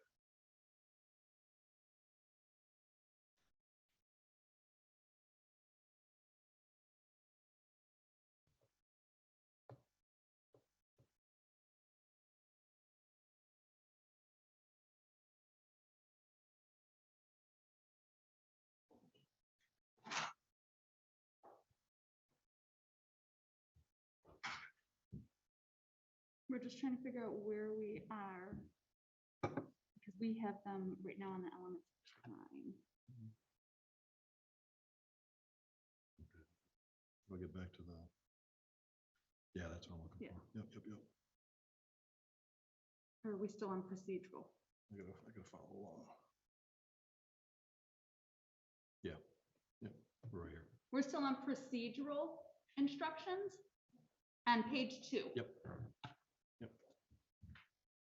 Are you done? You ready? They're just gonna get there now. I want to make sure they know how to do the pages, they know how to work the basic. Yep.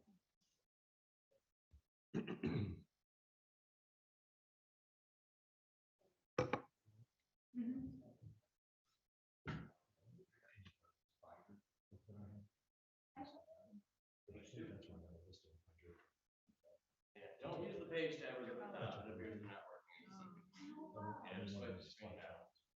No. I don't know why, it's just like I keep track of my weapons. Yep. Yep.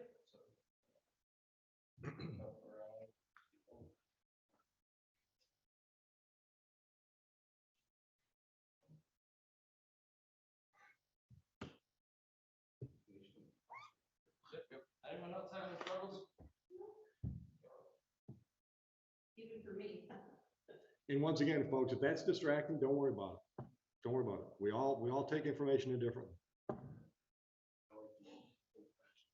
Yeah, but trust me. I'm not a tech guy. Would you like a break before we get the attorneys back though? Okay. Yeah. And folks, just so you know, especially you ladies, if you want to leave your coats and your purses here, there will never be a time where we don't have court personnel here. And usually more than one. So it's, you want to take it with you, that's fine. If you want to leave it there, it's fine too.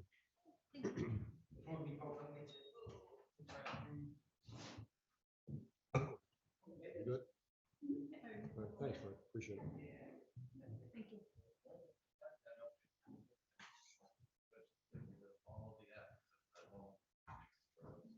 Oh, really? One more. I'm slow, I had a knee replacement. Well. When was the surgery, ma'am? Oh, wow. They're having Yeah, issues good with luck. each other. Hey, Fred, on your way out, tell one of the other guys. to keep their head in. One of the security guys? Yeah, please.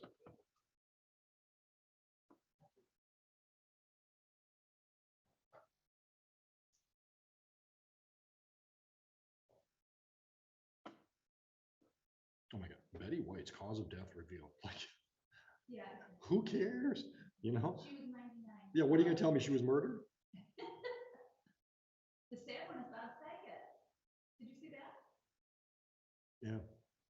Yeah, and the last I knew, they're just waiting for tox reports to come back because there's no other, Right. no indication that there's anything.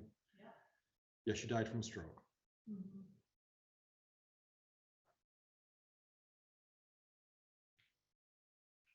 I just gave the jurors a break.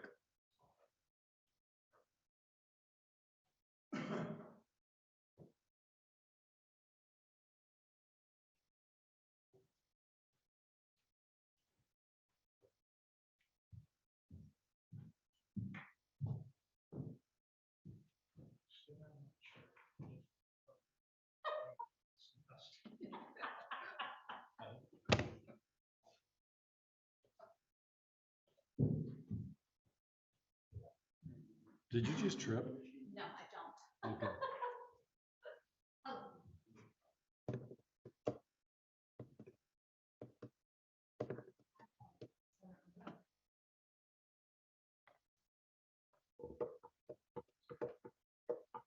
Yeah. Yeah. Are you aware you have a ring up?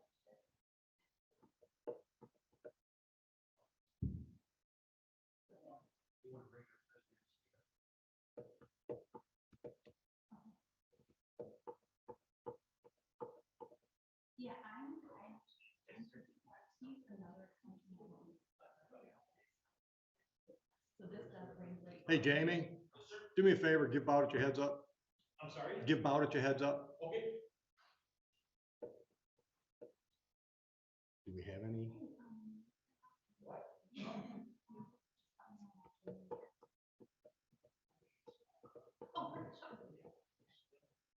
Do we have any arraignments? Yeah, there's two not ready yet. From? One waiting on PD, one waiting on, Sharon. Where they at? Both same department or two different departments?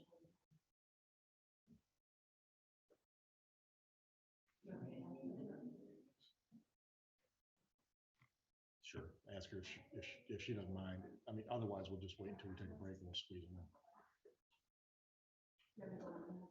Sure, that's probably nice.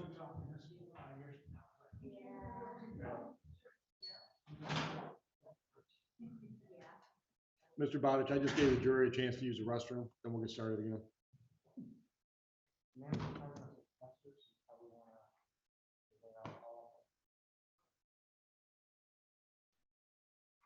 Brian, your first witness?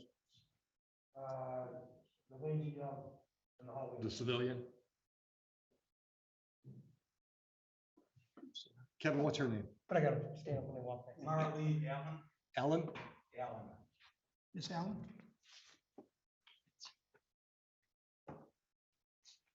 I know. I know. I just told, he got some prices on the window film. And I don't like the idea of doing window film because you can't adjust it. So I told him to see what he could find about the, the remote control up and downs. One is way cheaper than remote control. I know. And there's a reason for that because when you do it, that's it.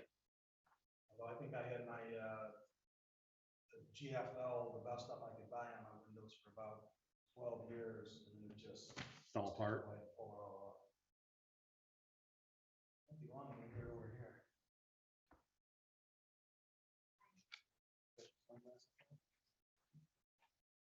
Yeah, in the afternoon, anybody up here, it's like, play the game, try to keep it out of your eyes.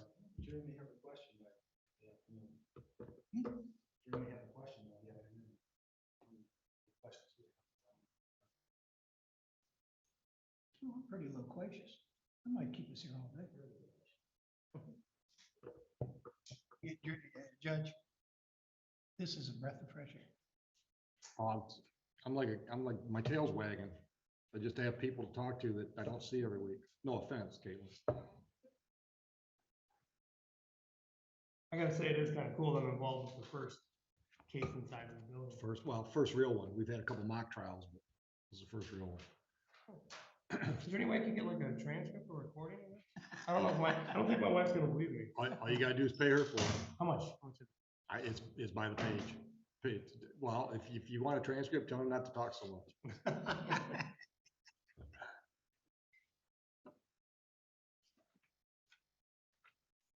I think this is the third day we've had trials on. This is my second round. Judge Martin had one. I don't think Judge Green scheduled one yet, has she? She had one. Yeah, so she had, yeah, all right. So this is our fourth attempt to have a trial. We have 3 that were. Yeah, well, my first day I had 3 scheduled, none of them went.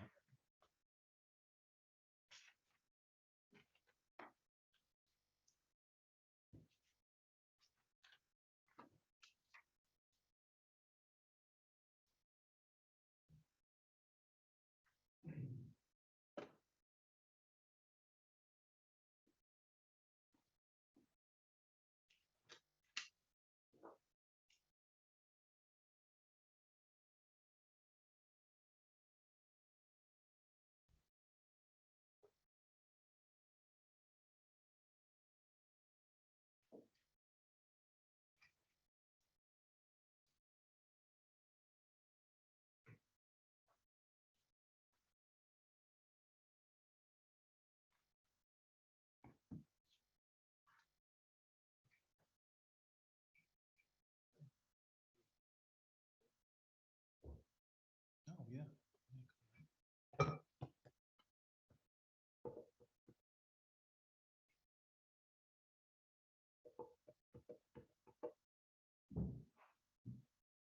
Yeah, I don't think it's gonna happen.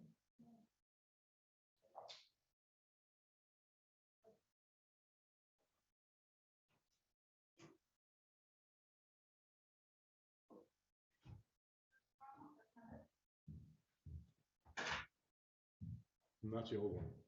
Do you guys know anything about the legal news calendars? No. The Mariah said it was done, and she was gonna send somebody else with it.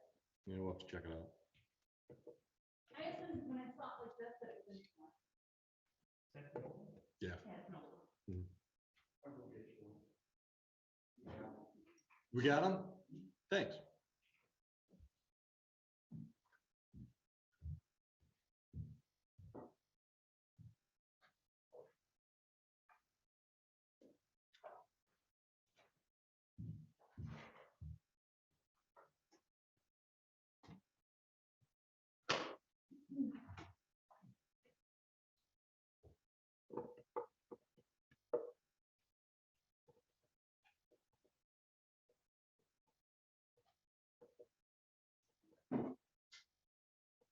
Hey, Tim.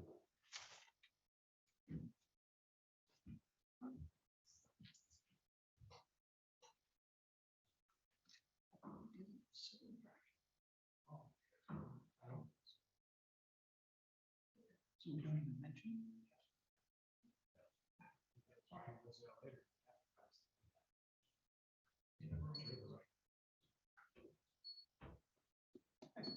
Should they not hear it?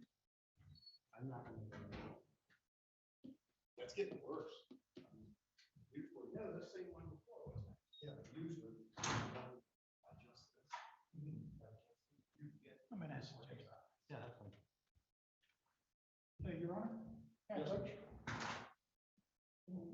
Are we going to mention civil? Generally don't, because it's not on their purview.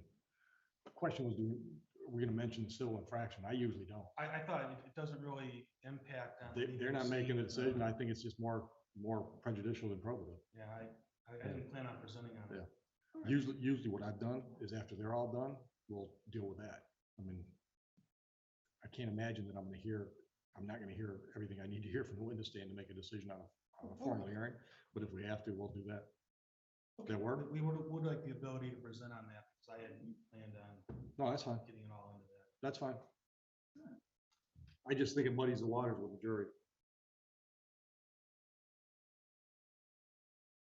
There's a Galaxy phone trying to come into my Zoom.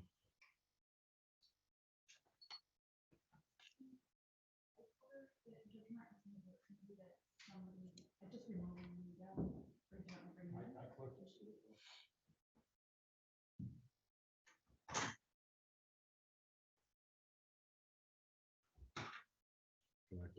Connecting.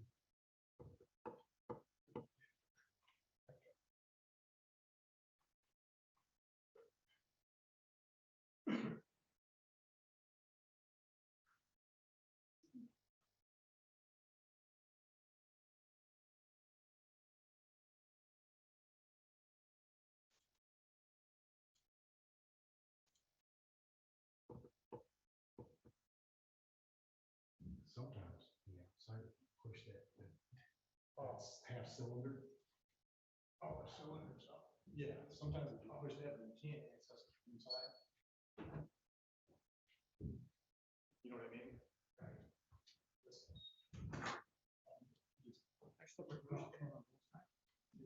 No, it's elaborate. I bet. Kind of curious. Well, it goes into, right behind that, there's two exits, I believe, into the hallway. And that's really great. Yeah, right. So they're all yeah. Heather, You know, she ran, Heather. tried to run for judge. Heather, they're coming in. She tried to run for judge. She was fun.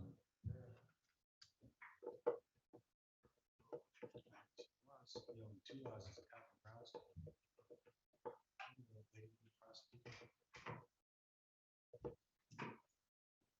Same chairs, please. Okay.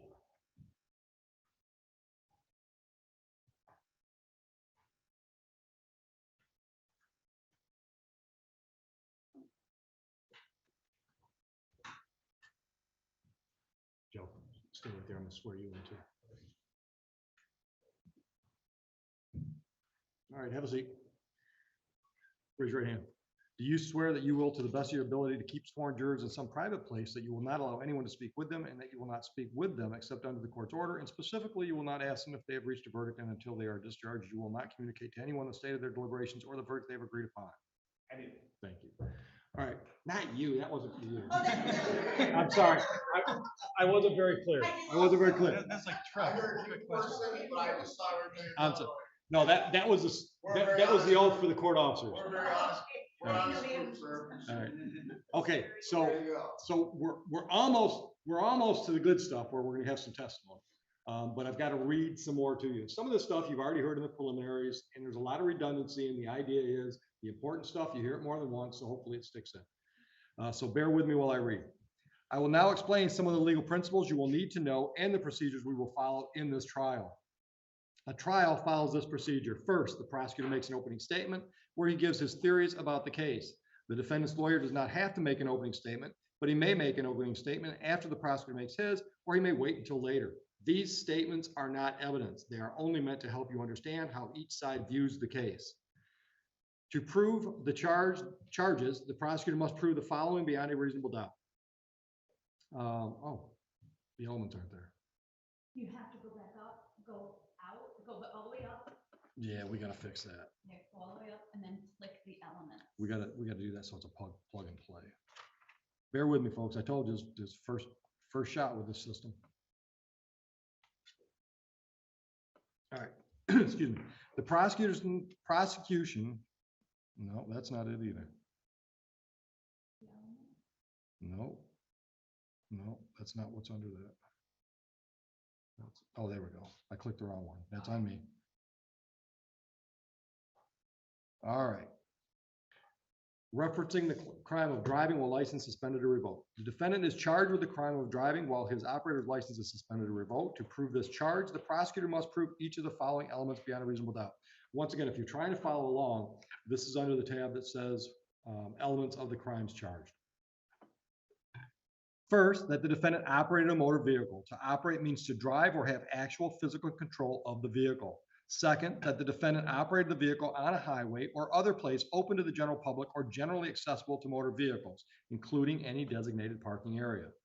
Third, that at the time the defendant's operator's license was suspended or revoked. The term motor vehicle is defined in Michigan compiled laws 257.33. I don't think that's an issue with this one. I mean, this wasn't the John Deere tractor issue. No, Your Honor. Yeah. A highway is the entire area between the boundary lines of a publicly maintained roadway, any part of which it is open for automobile travel. A private driveway is generally accessible to motor vehicles.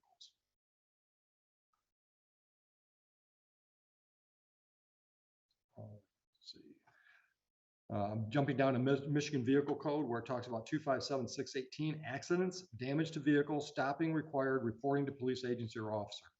The driver of a vehicle who knows or who has reason to believe that he has been involved in an accident upon a public or private property that is open to travel by the public shall immediately stop his or her vehicle at the scene of the accident and shall remain there until the requirements of section 619 are fulfilled, or immediately report the accident to the nearest or most convenient police agency or officer to fulfill the requirements of section 619A and B. If there is a reasonable and honest belief that remaining at the scene will result in further harm, the stop shall be made without obstructing traffic more than is necessary. If an individual violates the requirements of section 1 and the accident results in damage to a vehicle operated by or attended by an individual, the individual is guilty of a misdemeanor. Jumping down to 619, the driver of a vehicle who knows or who has reason to believe that he or she has been involved in an accident with an individual or another vehicle that is operated or attended by another individual shall do all of the following. A, give his or her name and address, the registration number of the vehicle he is operating, including the name and address of the owner, to a police officer, the individual struck, or the driver or occupants of the vehicle with which he or she has collided. Sub B, exhibit his or her operator's or chauffeur's license to a police officer, individual struck, or the driver or occupants of the vehicle with which he or she has collided. And C, render to any individual injured in the accident reasonable assistance in securing medical aid or arrange for or provide transportation for any injured individual. So now I'm going to go back, if it will allow me to procedural instructions.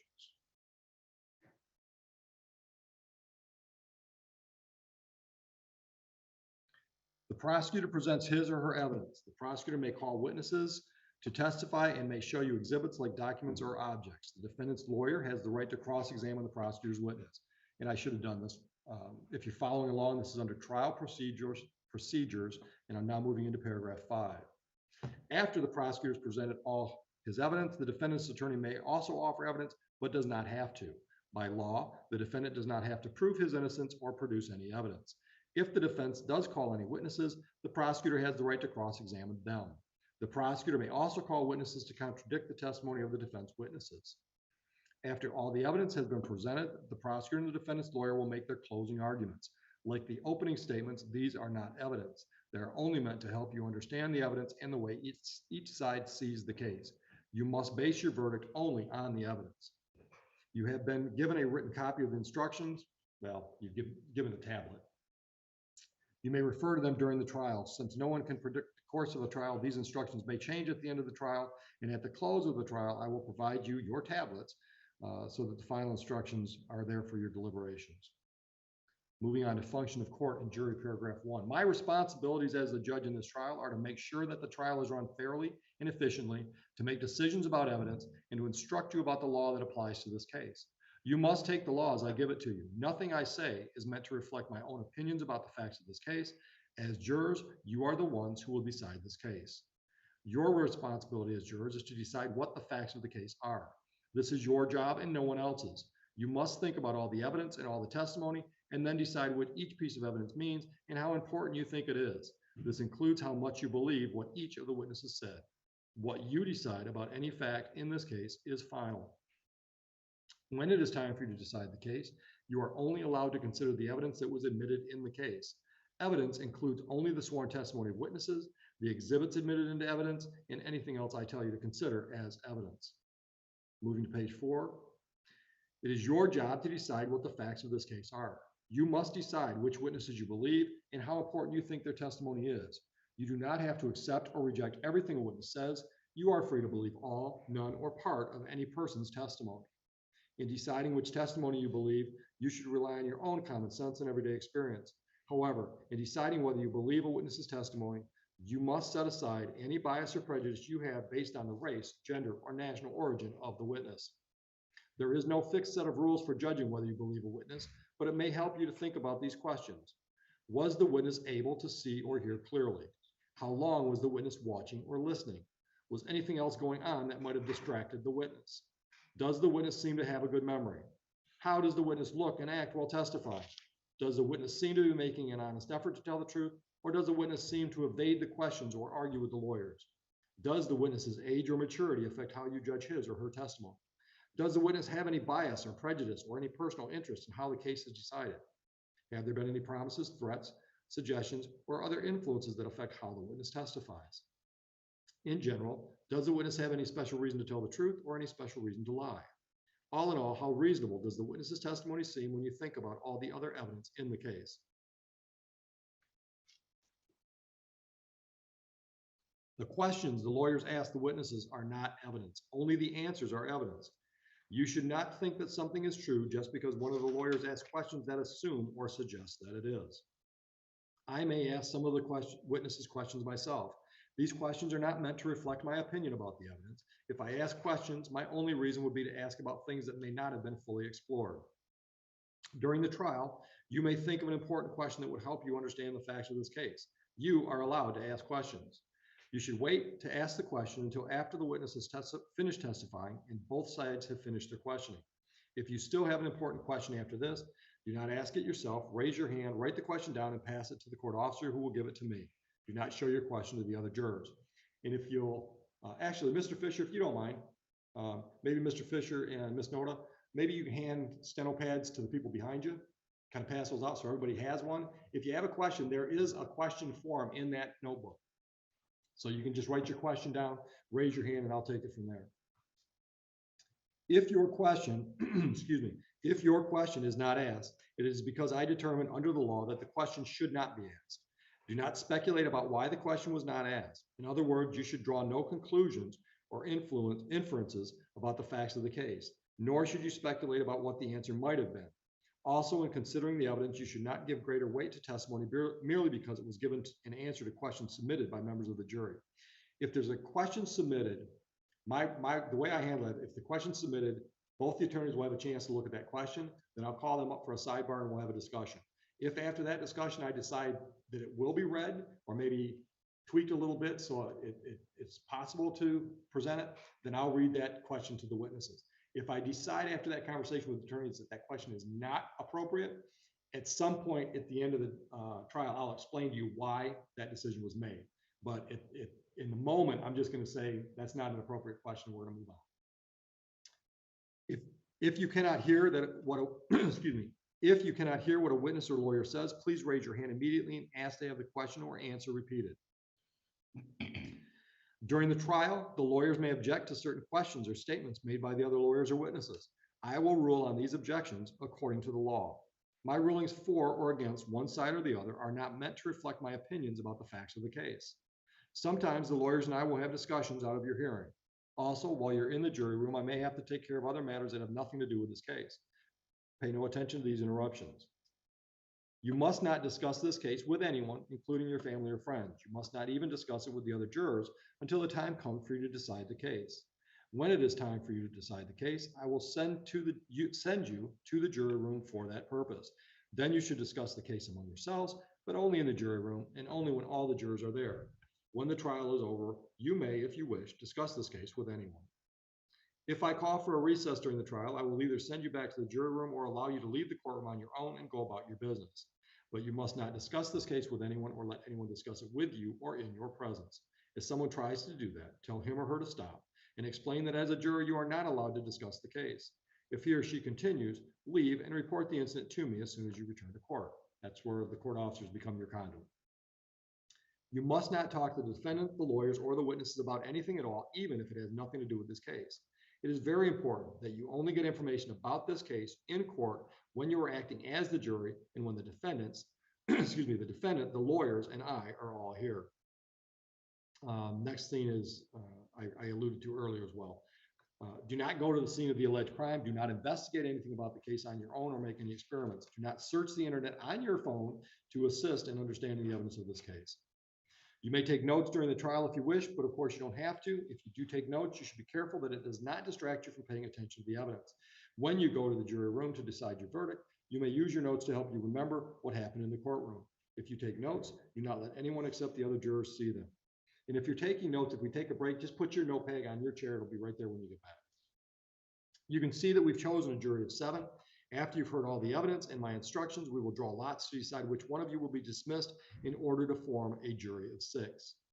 Possible penalty should not influence your decision. It is the duty of the judge to fix the penalty within the limits provided by law. I may give you more instructions during the trial, and at the end of the trial, I will give you detailed instructions about the law in this case. You should consider all of my instructions as a connected series. Taken all together, they are the law you must follow. After all of the evidence has been presented and the lawyers have given their arguments, I will give you detailed instructions about the rules of law that apply to this case. Then you will go to the jury room to decide on your verdict. A verdict must be unanimous. That means that every juror must agree on it, and it must reflect the individual decision of each juror. It is important for you to keep an open mind and not make a decision about anything in this case until you go to the jury room to decide the case. And playing with my screen. Mr. Foley, opening? Yes, Your Honor.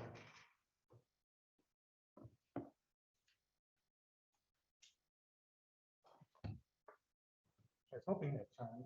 That's nice. Yes. That's nice. First, good morning again. My name is Kevin Foley. I'm the Township Attorney for Huron Township.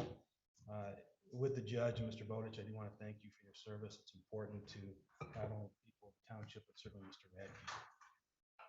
The evidence today will show that sometime prior to 7 a.m. in the morning on February 19th, 2021, that the defendant, Mr. Robert Gerald Radke, drove his 2008 GMC pickup truck into the ditch in front of 28724 West Road in Huron Township.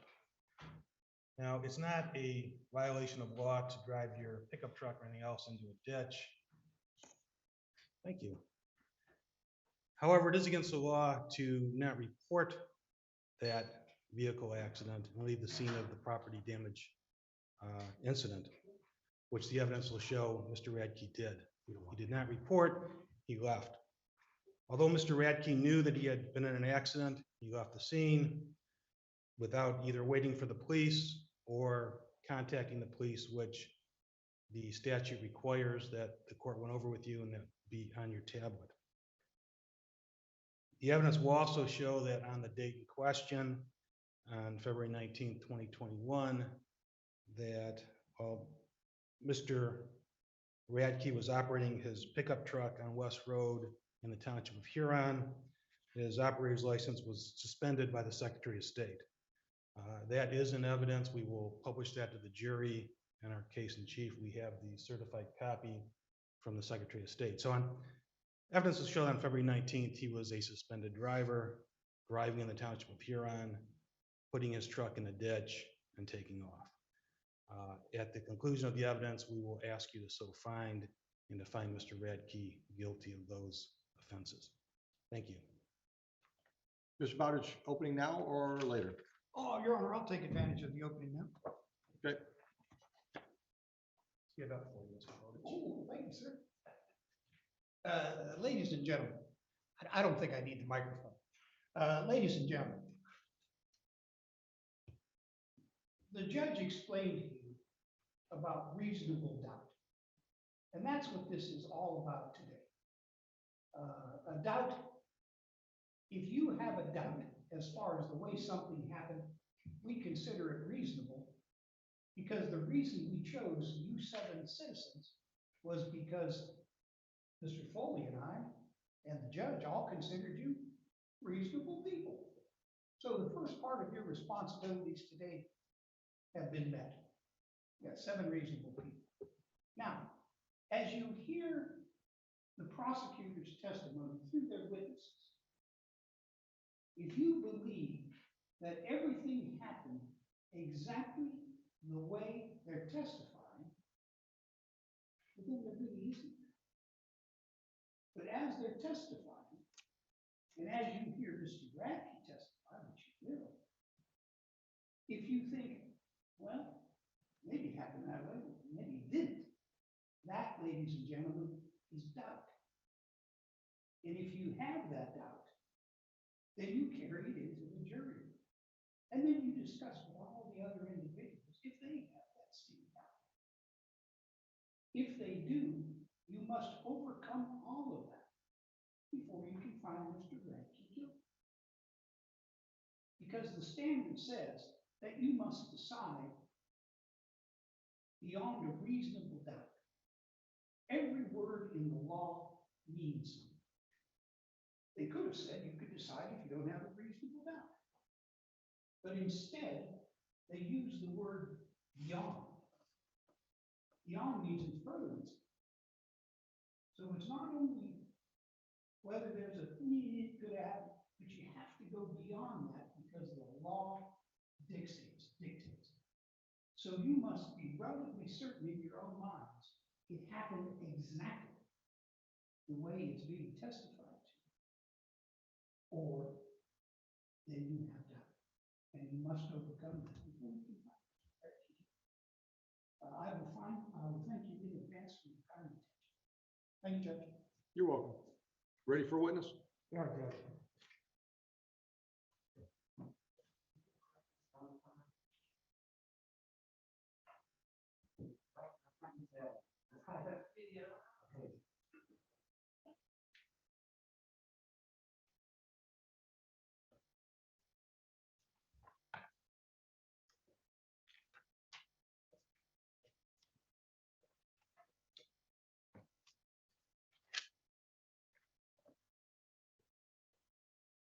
Miss Allen, all the way up front with me, please. Watch your step over here on this ramp. Would you raise your right hand for me? Do you swear or affirm to tell the truth, the whole truth, and nothing but the truth today? All right. Come right over here. Make yourself comfortable on that chair.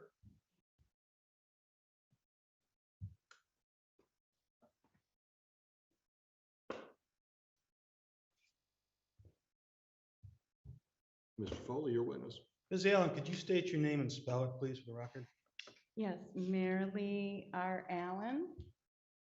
Spell it. Please. Marallee, middle initial R, last name Allen, Allen. Does that work, Heather?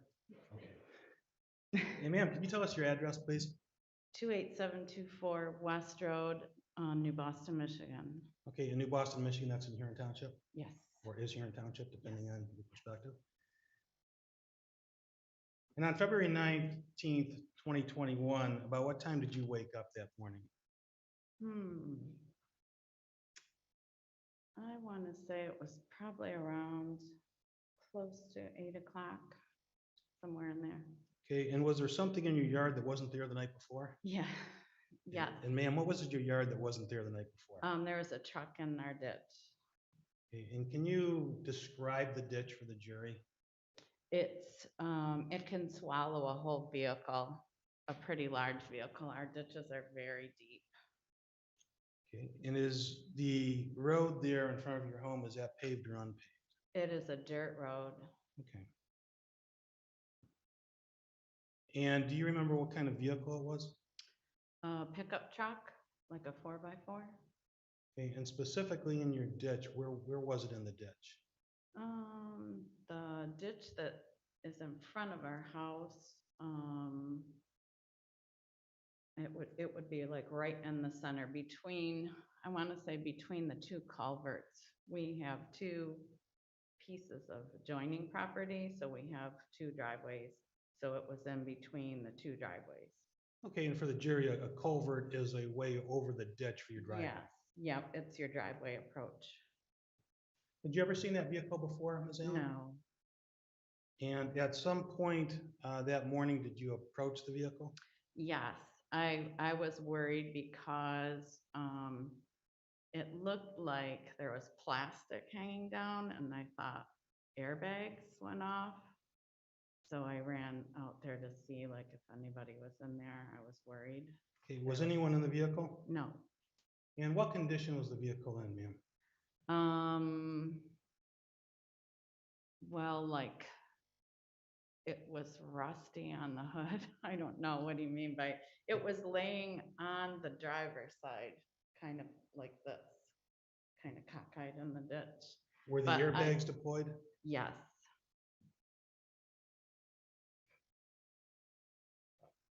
Other than the vehicle, did the driver leave anything else? Yes, And yes. what When I was it? got to my door, there was a note on my side door explaining that he'd be back and left his name and phone number. Okay, and do you recall what name was left? No, no, Okay. no. I gave that piece of paper to the officer that came by later that day after 2:00. Okay, once you saw the note and saw the truck, did you do anything? Did you contact the police department or anything? No. And why not? As long as I knew it didn't damage my property and that there was no one hurt. It looked like there were footprints in the snow, so they obviously were able to walk. I mean, they weren't injured. So Okay, did you know were there two sets of footprints or one set of footprints? Do I you only recall? saw one, but Okay. And did the driver come back later that afternoon? yes, he did exactly when he said he would, because he mentioned a time like 2:00-ish. Okay, and do you see the driver, the person that came back in the courtroom today? Where am I supposed to be looking at? Well, you can look anywhere, but, Oh, okay. Yes, okay, and can you identify the driver from February of 2021? Can you point him out? yes, I think so. Okay, and what's he wearing Then or now? right now? He's got a T-shirt with a skull and the American flag on it. Okay, and he's sitting next to Mr. Bowditch? Hi. Okay. Yeah. Your Honor, we'd like the record to reflect that she's identified the defendant. Mr. Noted. Radke. Okay. And when Mr. Radke came back to your house, did you talk about the crash or the truck? A little bit. I mean, he was concerned that, I would be upset, and he was very polite, and he said, I promise I'll have this out of your way. I'm arranging for, a tow or whatever. And I said, well, I'm just glad to know there was somebody alive that walked away from that, because Did he it tell you looked how the concerning. truck got into the ditch? Yeah, he reached for a pack of cigarettes. So he said that he was driving the vehicle? Well, I assumed because he said he was reaching down for a pack of cigarettes, he was on his way home from work. Okay. Did he tell you that anyone else was in the vehicle with him? No. And what happened next? After we talked, Yes, ma'am. I think he went and made a phone call because he had a ride drop him off, and she left, and then he made a phone call or something for his tow truck. Okay, but in I some went time, back in my house because I had just gotten back from snowshoeing with a friend. okay, and sometime did the Huron Township Police Department arrive? Yes, I'm trying to think of the timeline, but I was watching out the window, and after this gentleman left, there was a white truck that pulled up and was looking at the truck in the ditch, and he must have called for the police. So I'm assuming it was an unmarked township truck. Okay, and you talked to the officer? Yeah, they subsequent- came up to the house. and Okay, Asked if I knew anything, and that's all the questions I have for Ms. Allen this time. Thank you, Ms. Allen. Mhm. Mr. Bowditch may have a couple of questions. for you. Ms. Allen, Mhm. I speak pretty loudly, but sometimes not clear. So if there's anything you don't understand from my question, ma'am, just tell me, and I'll ask it again, all right? Sure.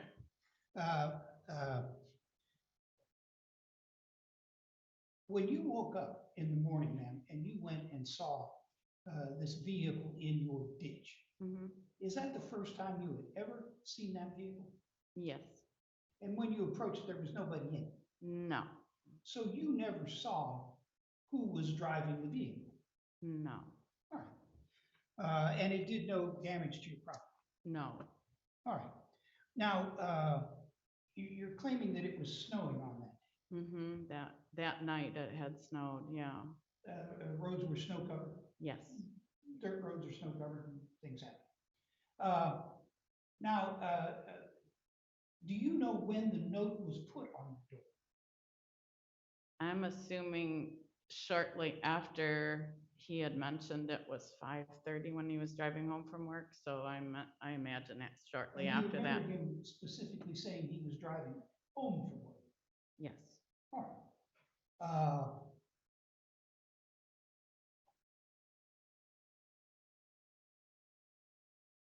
And the note indicated that this gentleman, you're assuming it was a gentleman, was going to pick up the truck later on. Yeah, he left his name and phone number, so. Right. Yeah, I knew it was a Now, gentleman. did you then call him? No, So even though he left his phone number, you did nothing after that? no, he said he'd be back, All right. and I wanted to go snowshoe. And you, yes, ma'am. Sorry. Perfect. And you told him, or you told the court that whatever he indicated on the note, that he did precisely. Yeah, he He came did. back exactly. Mhm. And you also said he was very polite and very Yes, apologetic yes, about having this debris in your ditch. yes, that's correct. Now, you also testified, ma'am, that you went out and you observed this pickup truck. Mm-hmm. And again, you've heard the testimony, a little rusty, a little rusty. Mm-hmm. Did you see any damage to the vehicle other than age? Not really, no. The front end wasn't all pushed in? It wasn't steaming, nothing like that? No, no, no. And you said it was sitting somewhat on its side? Yeah, Did they have any trouble extricating it from the ditch? yeah, kind of. Because it's a big ditch. It's a big ditch, yeah, and there was a lot of snow. I live out there. Yeah. It's a big ditch. Yeah. My road was dirt for years. Mm-hmm. Thanks to Mr. Foley, they paved it. Welcome, I guess. You also said, ma'am, that you assumed Mr. Radke was driving. Right, But did Mr. Radke ever tell you he was driving? yes, yes. And what did he say? I was driving home from work. But specifically, you're saying he was driving home from work. Right. All right.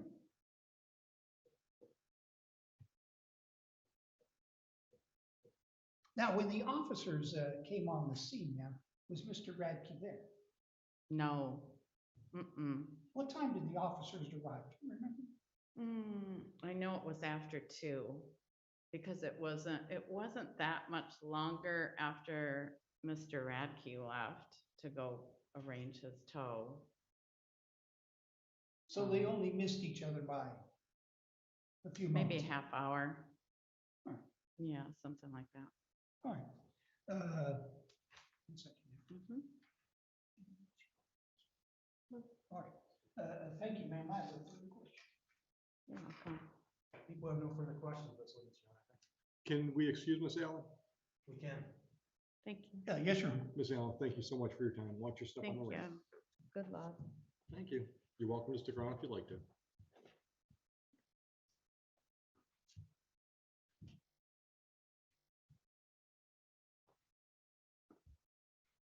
Thank you, Ms. Allen.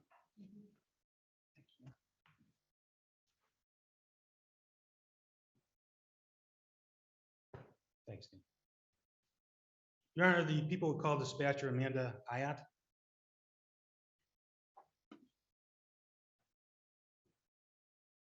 All the way up front, please. Watch your step on the ramp. Raise your right hand. Swear affirm, tell the truth, the whole truth, nothing but the truth today. Have a seat right here. Settle in that chair. State your name.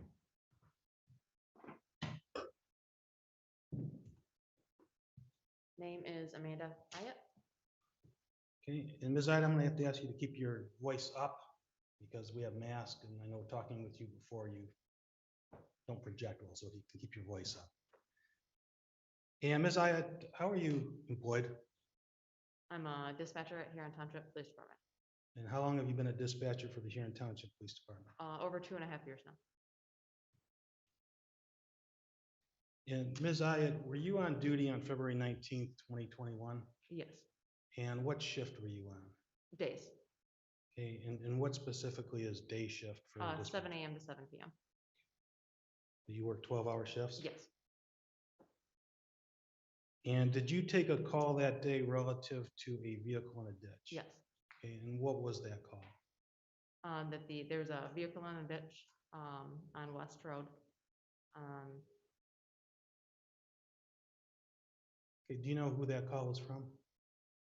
The first caller, no. And after that call, what did you as a dispatcher do? Dispatched Officer Pistone to the scene of the vehicle. Okay, and do you know about what time that was? Approximately 3 PM. And was there a subsequent call relative to that truck in the ditch? Yes, Yeah, and what was that call, ma'am? it was Mr. Radke saying that he had put his vehicle or truck into the ditch. Okay, and how do you know that it was Mr. Radke telling you that he put his truck in the ditch? Because he said that I put my truck in the ditch. Oh, I said my truck. And are all your emergency dispatch calls recorded? Yes, Was that call that you testified to from Mr. Radke recorded? yes, And do you have access to those tapes? yes, And are you aware that a copy of that conversation was made for this trial? yes, And you've listened to it. Is that a true and exact copy of the conversation that took place on February 19th, 2021 between Mr. Radke and you? yes. Your Honor, we'd like to publish that. Mr. Bowditch, any objection to that being? No made? objection, Your Honor. With the new technology, we're going to try to play it on the laptop through the microphone and hopefully everyone will hear it.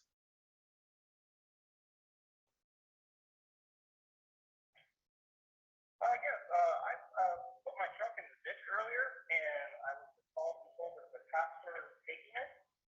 Yeah, it is being towed.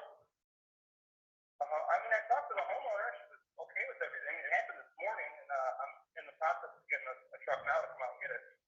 Okay, one second, let me see. I know the tow truck's already in route. I think they've arrived. The one. Did everyone hear that okay? Your Honor, I guess we'd move for admission of that sound bite. No objection, Your Honor. That'll be admitted. People's number 2. Thank you, Your Honor. I don't know That's how all we the mark questions I have. Are the plaintiffs on ones and twos or A's and B's? 1s and 2s. Okay. That's all the questions I have for dispatcher I had at this time. Mr. Bowditch, wait, no, Mr. Bowditch. Mr. Bowditch, your witness.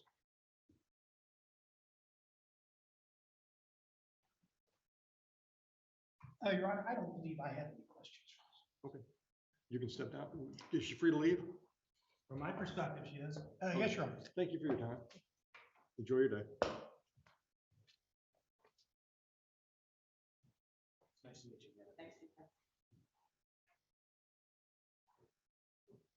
Your Honor, we would call Corporal Brian Castelny. Come on up, Corporal. Swear affirm to tell the truth, all the truth, and nothing but the truth? I do. Watch your step.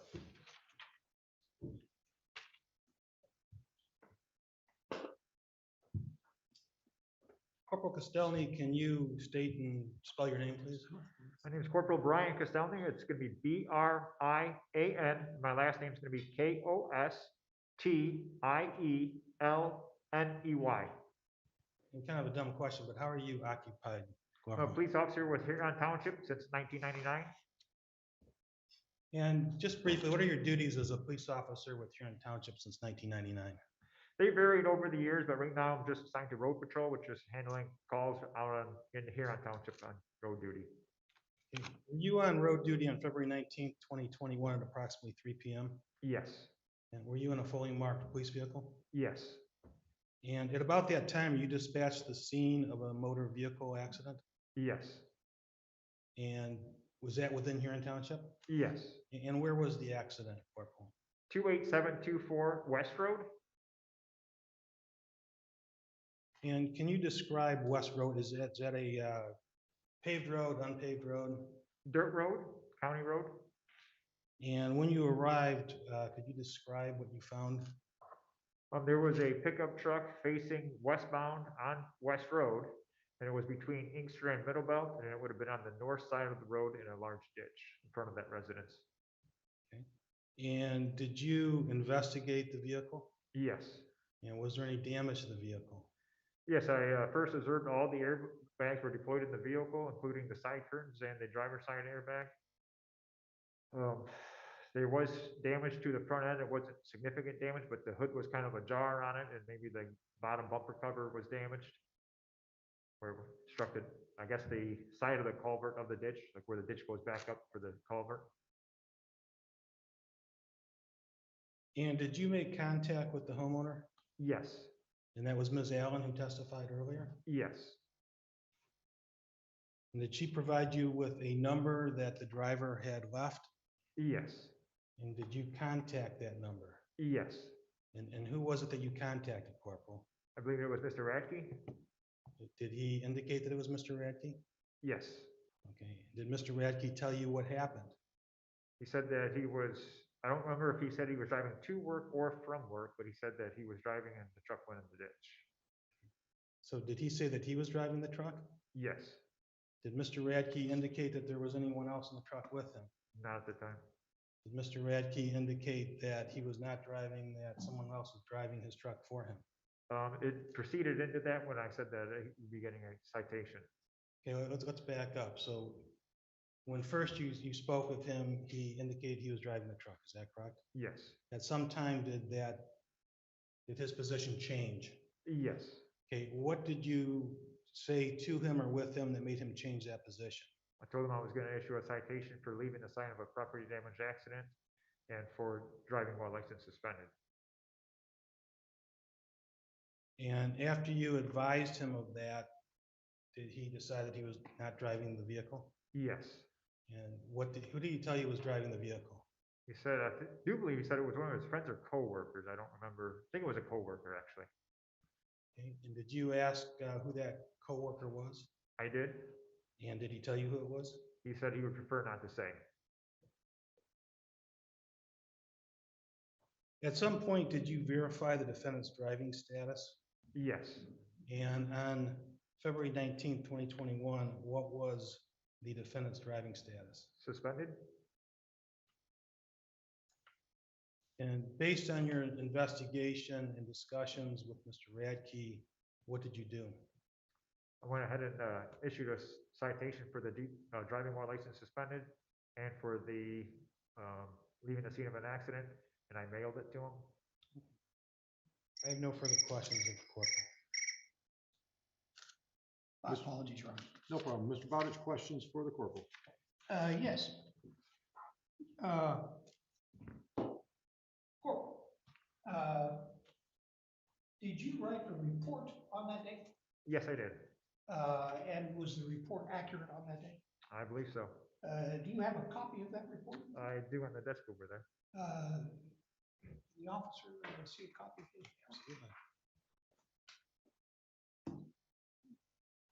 Absolutely. Oh, yes, yes, yes. Thank you. Corporal, if you would refer to the narrative of your report.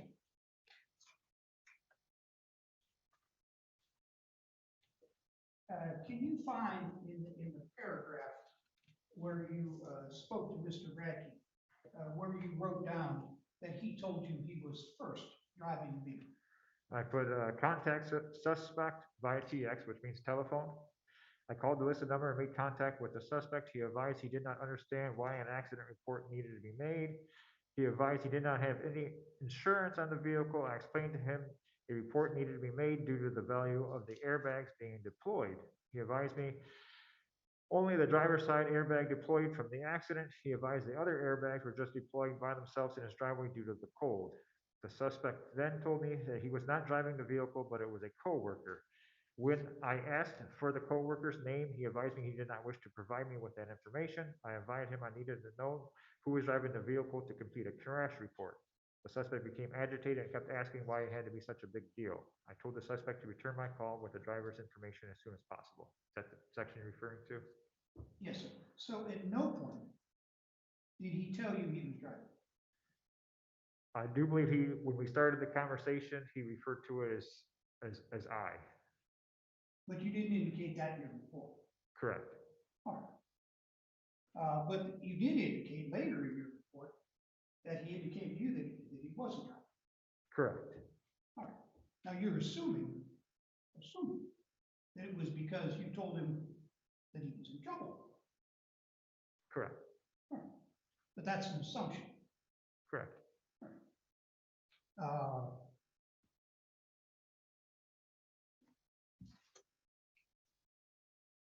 Now, at some point, when Mr. Radke told you he wasn't the driver, you felt it your duty to investigate that. I'm sorry, I didn't hear that. At some point, when Mr. Radke told you that he was not the driver on that day, you chose to investigate that. Correct. Because you asked Mr. Radke to provide to you the name of the driver. Yes. And he was reluctant. Yes. All right. And you told him, if I'm correct, that he needed to do that so you could finish your report. Yes, the crash report. And you said that you would give him a certain amount of time to accomplish that. You know, I don't recall if I mentioned a time frame or not. I'm not positive on that. But at some point in time, you gave him the ability to tell you who it was. Yeah, when I was on the phone with him. Right. This was approximately 3 o'clock. You know what, I'm saying it might have been more closer to 4 o'clock, because that was after I already cleared the scene on West Road and went back to the station, because I called them from the police department. So give it a little time afterwards for the tow truck to get the truck out of the ditch, get it loaded up, and for me to drive back to the station. All right.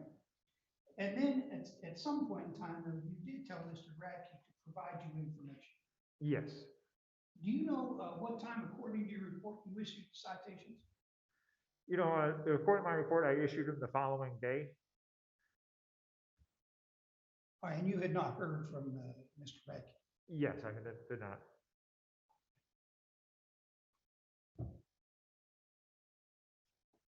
See that report?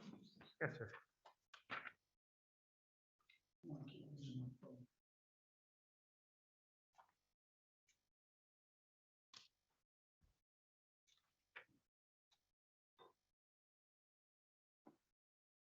And this happened on the 19th of February, right? Correct. So according to this, you wrote your report on the 19th? Believe so. I believe it was that same day. All right, and it said at 5 o'clock. Okay. So when you told Mr. Radke to get back with you, you waited about an hour. I don't understand what you're saying. I wrote the citations the next day. I'm not sure what you're asking. Well, now, according to that report, you wrote your report on the same day. So you wrote the report on the 19th that you had issued citations. You know what, we can go, I think I see what you're saying. So the report is saying that we can unfinalize the report and finalize our report. I'm assuming I probably went ahead and went into the next day and added that to the report. I don't think I wrote it all on the same day. Again, you may have indicated that citations were issued on the writing of the report. I may be in there. Well, I put follow-up on 2/20, which would be the next day. Then after I do my reports chronologically, after the heading of follow-up is when I issue the citation. All right. So you would have issued the citations the next day. Correct. And you had not heard from Mr. Radke. No. All right. But at 5 o'clock on that day, on the 19th, you had said that you were going to issue those citations. Oh, I said I had to make a crash report when I spoke with on the phone. All right.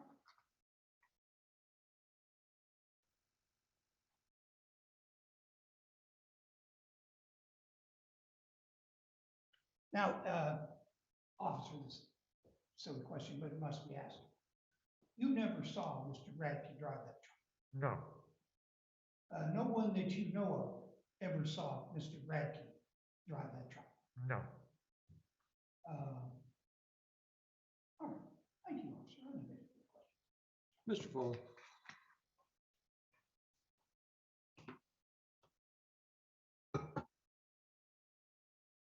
Corporal Castellani, you issued tickets for leaving the scene of a property damage accident and driving license suspended, is that correct? Correct. And sir, if you believed that Mr. Radke did not drive while his license was suspended, that someone else was driving, would you have issued that citation? No. Likewise, if you believe that he didn't leave the scene of a property damage accident because he wasn't operating, that someone else was, would you have issued that citation? No. So sir, did you believe that there was this other driver involved? No. No further questions, Your Honor. Any recross, Mr. Bowditch? Just one. But there was a point in time when you were unsure because you were investigating, true? Well, I mean, I always go ahead and try to do the fullest investigation I can. So at one point, you were still, for at least 24 hours, you were investigating. I mean, I was open to the idea. I mean, I'm not saying it right off the bat what happened. I mean, I was All open right. to the idea. All right, thank you, officer. Nothing further. Your Honor. Corporal, you can step down. Watch your step. Mr. Foley, anything else from the people? Your Honor, we'd like to publish the Secretary of State certified driving record. And I think there's already been Mr. Bowditch, there's already been a stipulation that the There's driving already record been a was in? stipulation, Your Honor. All right. And perhaps we can stipulate to the dates of the suspension, Mr. Bowditch, Yes, sir. if I can find them in these new reports. I hate the new reports. I hate the new reports. They made them more difficult to read. I don't think anybody knows how to read them.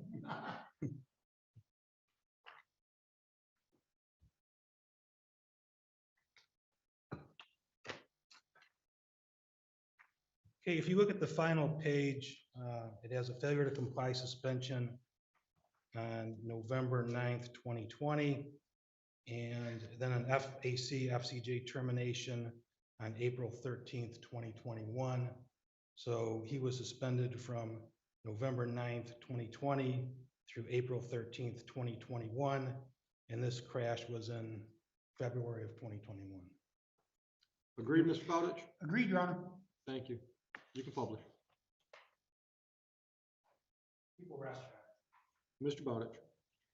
At this time, Your Honor, I would like to call Robert Radke to the stand, please. Mr. Radke, come on up. Watch your step on my ramp. Raise your right hand. Swear affirm, tell the truth, the whole truth, nothing but the truth. Yes, sir. Settle in.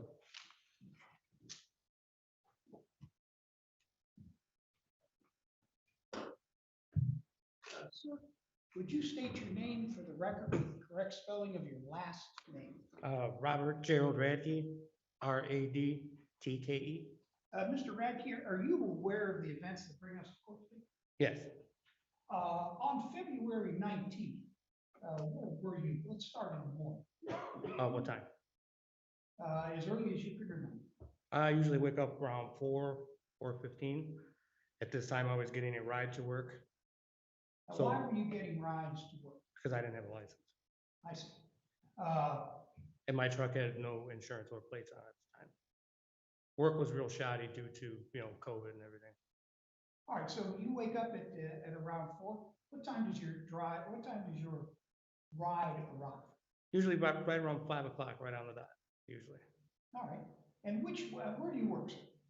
It's called Broza, New Boston. It's located right off of 275 at the Right South behind Carolina. Charlie's and- Right behind Yes. Champs Landing, Yep, right behind. And how long have you worked? Be 6.5 years right now. What is the normal route you go to work? When I drive, I take Inkster to Van Horn till it ends, till it turns into Huron River Drive, and then around Michigan Memorial Park, and then to Bell, and then I usually stop at Chaps and in the Bros. All right. Now, when you're riding with a companion, what is the route they take? Same one. Same one? Yep. Do you ever take West Road to work? No. Why? Because it's dirt, and Van Horn it's a straight shot, and it's all pavement. All right. On this particular day, did you arrive at work safely? Yep. And you were a passenger? Yes. What happened when you arrived at work that relates to this incident? Shortly after arriving to work, I got a call from a good friend of mine. The first words out of his mouth, he was like, "Are you okay?" I said, "Yeah, just at work. Why? What's up?" He said, "Your truck's in a ditch." I said, "It shouldn't be. It was in my driveway when I left. I don't see He said, no, it's in a ditch, it's yours. I've known him for a long time, so he knew it was my truck. So when he arrived to work, we went from my job back to where he said it was at, and sure as day, it's my truck. Now, Mr. Gregg, were you surprised that your truck was in a ditch? Everything that was going on at home, no, I was not at all. Then why weren't you surprised?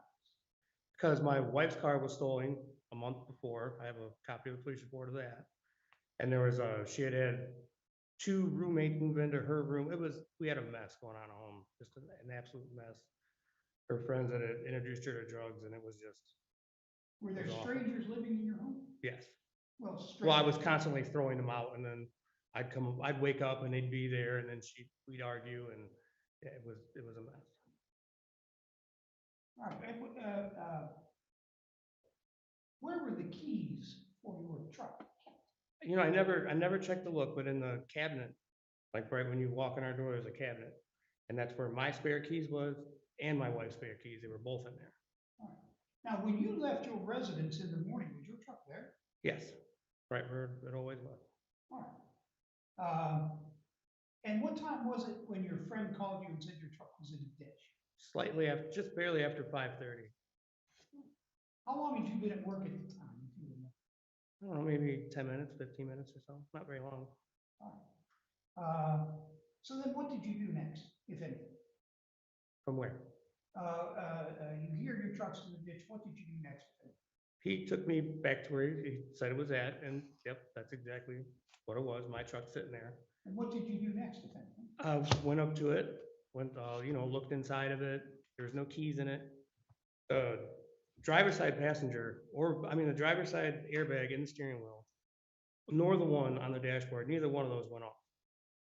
The only ones that had went off were the side ones, and the right rear side one had already been off. I don't know why, but it already had. It was like that probably about a week prior. I just kind of stuffed it back in there. So I checked it out. Could have swore I left a note on the truck and on the homeowner's door claiming that I'd be back. You did write a note? I did, yeah, two, to my best of my knowledge. This was like a year ago, so. Yeah, 11 months. So, when you put a note on the homeowner's door? Yes, with my name and phone number, In stating note- that was my truck and that I will be back to get it. In that note, did you tell her that you were driving the truck? No, Were you driving the truck? no. All right. So when you came back later on and spoke with Miss Allen, Yes. now Miss Allen testified that you told her that you were driving and you were on your way home from work, and that you had reached to pick up some cigarettes and had gone into the ditch. Is that true?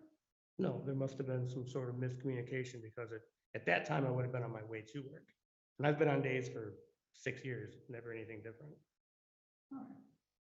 Because at one point she did testify that she assumed you were the driver because of the way you spoke. But you weren't. No. All right.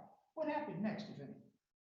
Well, I worked my full day at work, and then I got a ride from a coworker back to the truck again.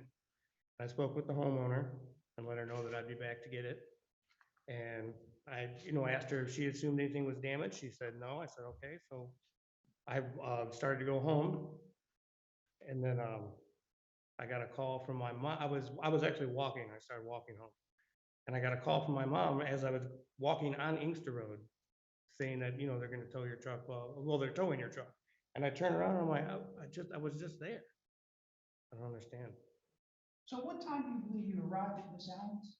Like about two, it was right after work, 2:30-ish. So you worked from early in the morning till early in the afternoon? 6 to 2 typically, yeah. 6 to 2. And Miss Allen was very complimentary, the fact that you were there right on time. Now, we did hear a dispatch message. And in that message, you seemed to claim that you were the driver. I was in the middle of arguing with my mom, my wife, the roommate that was there. I must have misspoke. I mean, because true enough, that was my truck in the ditch. Absolutely. I can't deny that. But I don't know. I must have just misspoke. How long have you been getting rides to work? On and off. I just got my license back in 2018, and I haven't had any issues since then. This is the first one. And I so I don't know about at that point, because it's hard to remember. It was a year ago. Just a few months at that point. Wasn't very long. Did you do this every day? Typically, yeah. All right, because you both work at the same place. Right.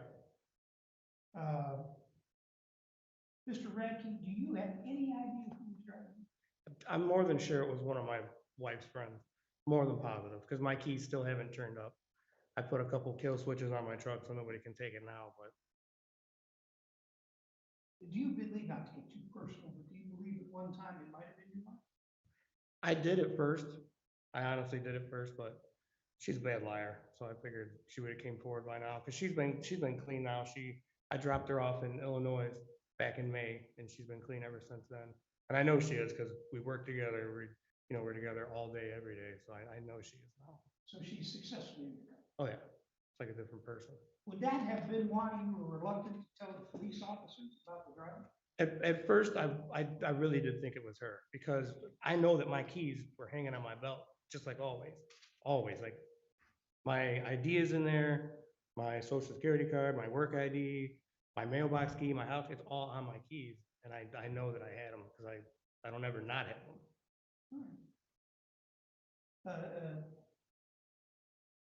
Thank you, sir. I don't believe I have any further questions at this point. Mr. Foley, your witness.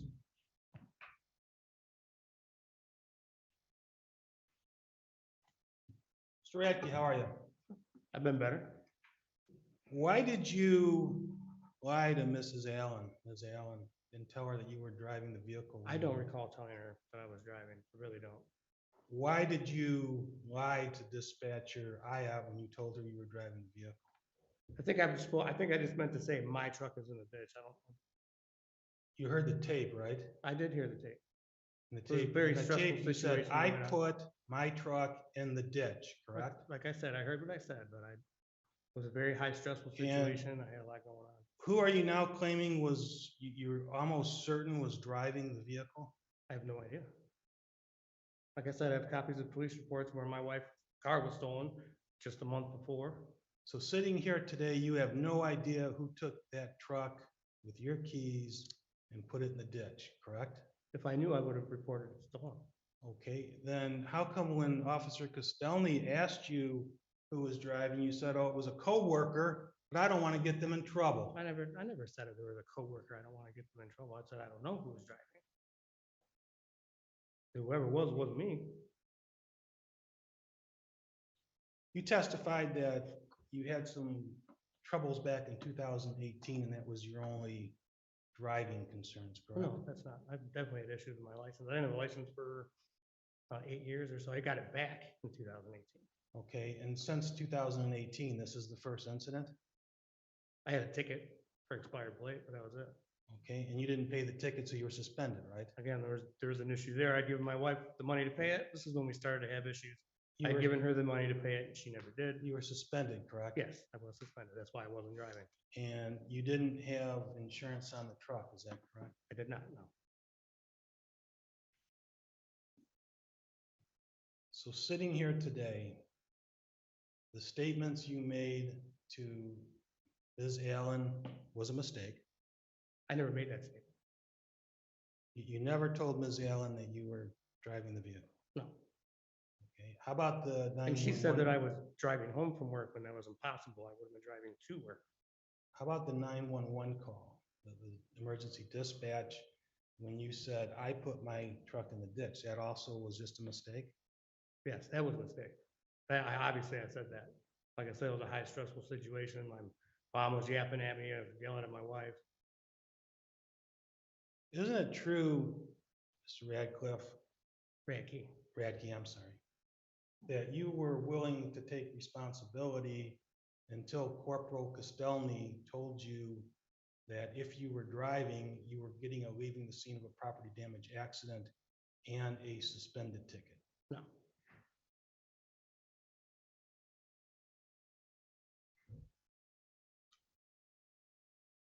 Because the conversation started much the same way of my truck is in the ditch.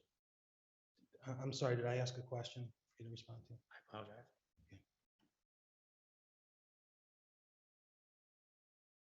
I have no further questions, Your Honor. Any redirect, Mr. Bowditch? Yes, Your Honor, just to continue Mr. Radke's thought. Mr. Radke, how did the conversation begin when you first approached the officer, or when the officer approached you? I can't remember if he called me or if I called him. This was not face-to-face, this was by phone, Yes, this was through the phone. and you were home at the time. Yes, that's what my mom was there, my wife was there. And everyone is aware of what's happening and surrounding you during this phone call. Yeah, it was very hostile at the moment. All right. How did do you remember that conversation? Vaguely, yes. Of what you remember, how did it begin? I answered the phone. He said, I can't remember his name. I apologize. With, Huron Police Department. I said, yes. I said, and he asked me if that was my truck in the ditch. And I said, yes, it is. He asked me if I was driving. I said, no. He said, well, then who was? I said, I couldn't tell you. Honestly, I don't. Trying to figure that out myself. He asked me why I didn't report it stolen. And I said, well, it's there. I can't. I know where it's at. Again, I was under the impression that my wife was driving it at the moment, so I didn't know what to do. She was already in a world of trouble, and I didn't know what to do. All right. But you never told the officer you were driving? No. All right. Well, thank you, Mr. Radke. Recross? No questions, Your Honor. All right, Mr. Radke, you can step down. Thank you. Your Honor, defense rests. Thank you. Any rebuttal, Mr. Foley? None, Your Honor. I'm looking at the time.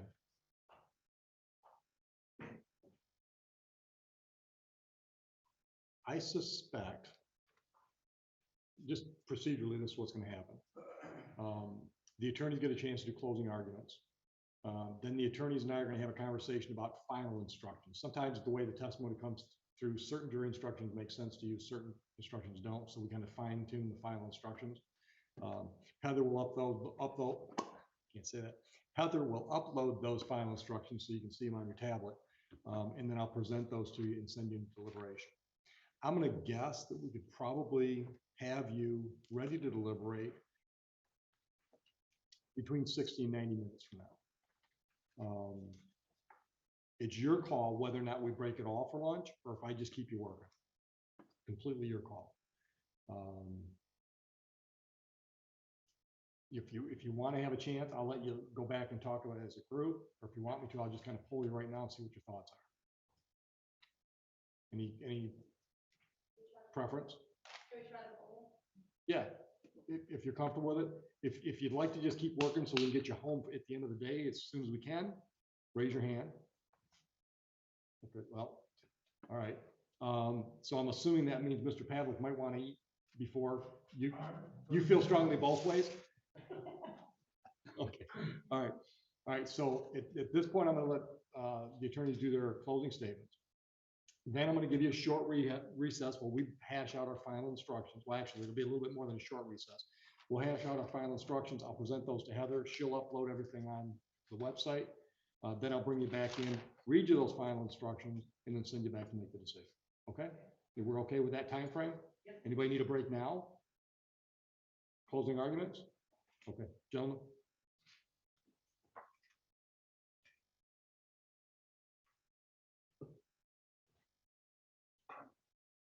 For those of you who have been to Frank Murphy, this ain't Frank Murphy, thankfully. Those who haven't, congratulations. Quite frankly, when we got started, I indicated that the evidence was going to show certain things. And that included that on February 19th, 2021, that Mr. Radke put his truck in a ditch here in Township. First off, when he wasn't a licensed driver. To that element or to that ticket, you now have a certified copy from the Secretary of State that we've all agreed that at the time of this incident on February 19th, that Mr. Radke was suspended.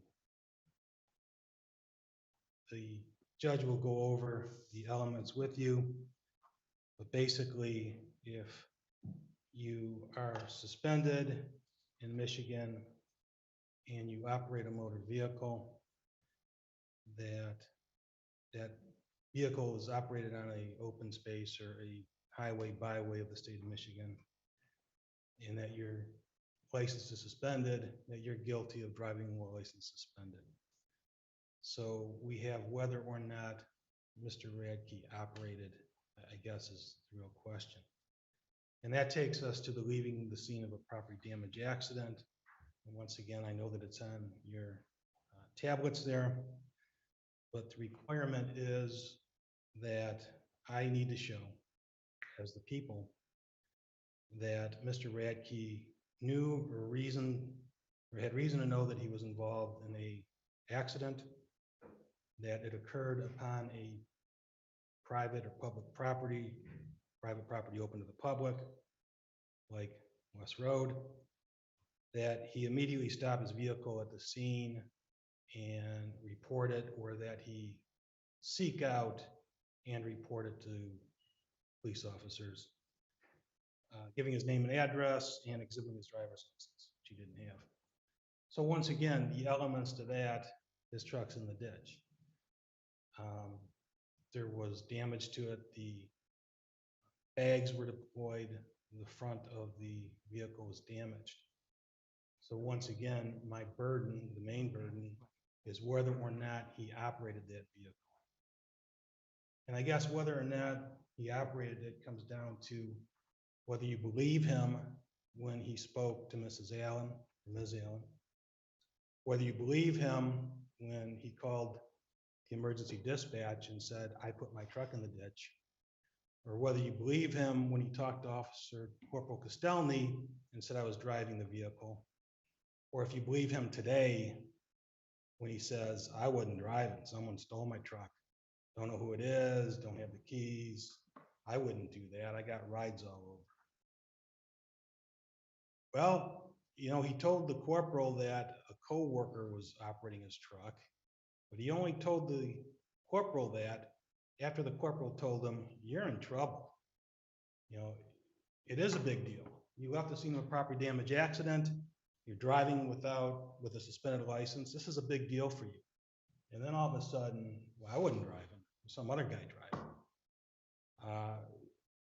We didn't get the story, the corporal didn't get the story about, yeah, someone stole my truck and I'm having problems at home and I hang up my keys here. And no, he said a coworker was driving the truck. So the corporal said, who's the coworker? If someone else is driving, give that person up. I don't want to do that. Okay. Did the corporal believe him? No. But quite frankly, you give everyone the benefit of the doubt. The report was written on the 19th, into the 20th, tickets were issued thereafter. So once again, it's my burden to prove beyond a reasonable doubt the elements of this case. And I think that the only one that's really in play here is whether or not Mr. Radke was operating the vehicle.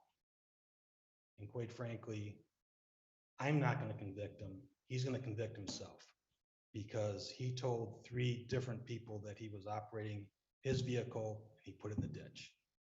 Story changes now, truth doesn't change. We would ask that after you consider the evidence and go through the pieces, if you will, of the charges, that you come back with guilty on both. Thank you for your time. Mr. Bowditch. Thank you, Ron. Well, ladies and gentlemen, the prosecutor played a little loose with the facts that we've heard. According to the report that the officer read to you, Mr. Radke never told him that he was driving the vehicle. He read the report he wrote. The first conversation about the driver was when Mr. Radke said, oh, by the way, I wasn't driving that car. So, and then when it comes to Miss Allen, if you listen closely to her testimony, Mr. Radke, very polite, on time, went back and said, ma'am, my car's in the ditch. Now there was something about a pack of cigarettes or something, but even in her testimony, she said, well, I assumed he was driving. So there wasn't that direct conversation. Now we have the dispatch tape. As Mr. Bradkey claimed, and I think Mr. Bradkey testified honestly and openly, didn't seem evasive at all. Seemed to know exactly what he was saying. He's in his house. His wife is in the throes of addiction. And he's talking to a police officer on the phone, not in person, on the phone about what happened. And he said, you know, I put my truck in the ditch. Now, what would motivate him to say that if he wasn't driving? Could it be the fact that it could have been his wife? Could it be the fact that one of his friends, these unwanted people that lived in his home because of these issues that his house had at the time, been corrected, thank God. But the only thing that puts Mr. Bradkey directly behind the wheel is one singular comment when talking to the police officers on the phone. No one in this building has ever seen Mr. Bradkey behind him. So there's no direct evidence that Mr. Bradkey was ever driving this vehicle. And the number one element in all these offenses was that Mr. Bradkey was behind the wheel. Now, if you're satisfied that these circumstances, that these comments are enough to put him behind the wheel, well, then it's right that you could convict him. But if there is any doubt in your mind that maybe it happened the way Mr. Bradkey said it happened, ladies and gentlemen, that's doubt. And you must, as a body, get over all that doubt before you can find him guilty. And the doubt is, no one ever saw him drive a vehicle, ever. There is only one comment ever made that he was. So I would ask you to weigh that evidence and then make a decision. Ladies, and gentlemen, you've been attentive. Mr. Bradkey and I thank you. And Mr. Bradkey and I will respond appropriately to your decision. Thank you. Rebuttal.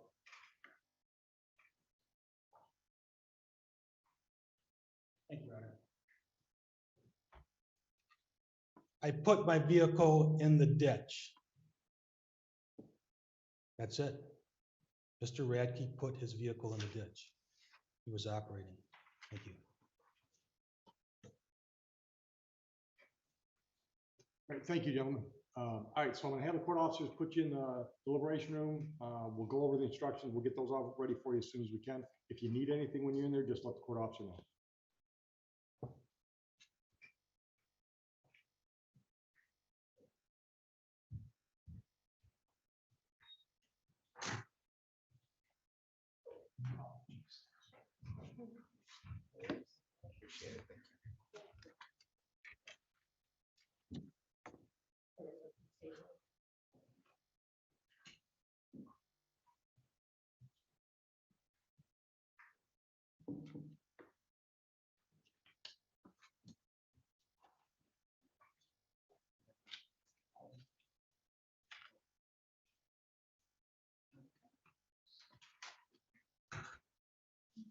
Mr. Radke, you can stay, you can walk to the courtroom, courthouse, whatever.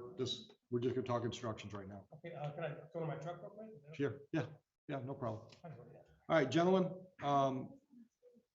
no, you can take a break too if you want. All right, I'm looking at final instructions, that section, page 1, duties of judge and jury.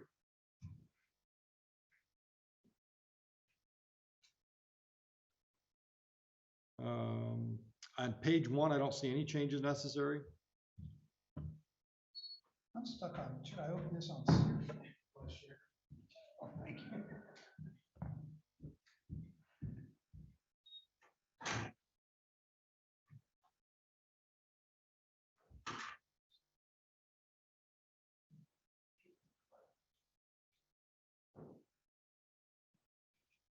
Do we have any non-standard things? Yes, There was a special instruction.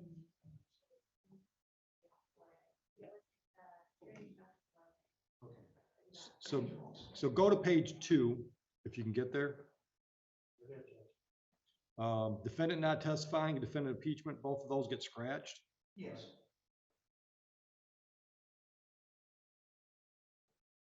I think evidence as it shows on the tablet, I think that whole section 1 through 9 is appropriate as is. Appears to be arguably great. All right, moving on to page 3. I don't see any changes there. Nope. Page 4, the elements. We've already read those through. We'll do that again. Page 5, time and place, deliberations and verdict, penalty, communications with court. I think that's all okay.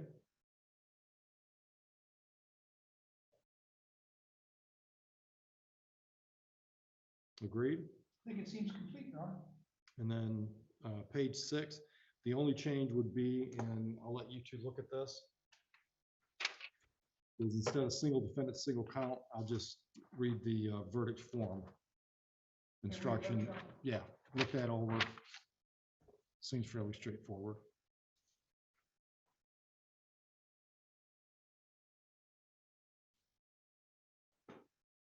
I approve. All right. All right, is there anything beyond those instructions? We're satisfied with those? All right, so you guys can take a break and we'll see how fast Heather can make this happen. All right, thank you. Oh, last thing is in the past, I've given the option, and if either side says, let's pull the alternate off, I'll pull. But if you're both okay with it, I'll send in a jury of 7. I think it works to your benefit. I think it works against you. It's one more person. It could be a holdup. But I at this point, I watched, we had a pretty attentive group of 7. So I like to send them all back if the attorneys are okay with it. But if anybody says no, that's fine. We object. Yeah, I would if I was in your shoes.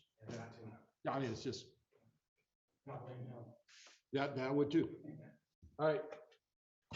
We'll get this done as soon as we can. All right, thank you.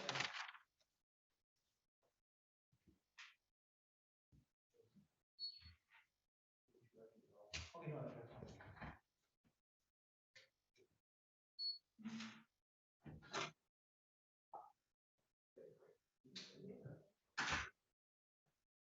That's a serious matter.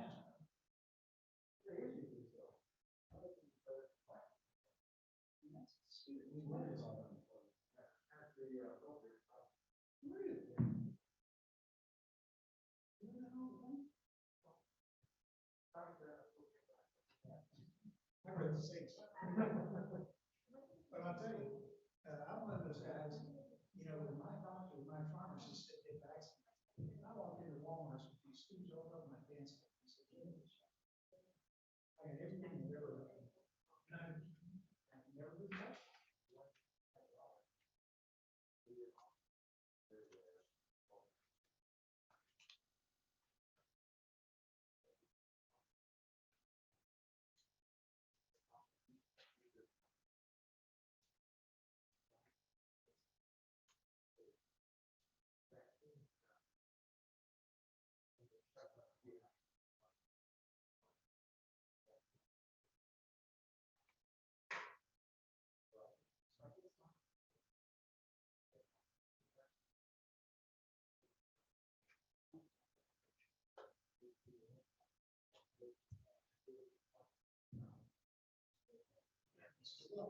Well, even I am I'm a lifelong expert.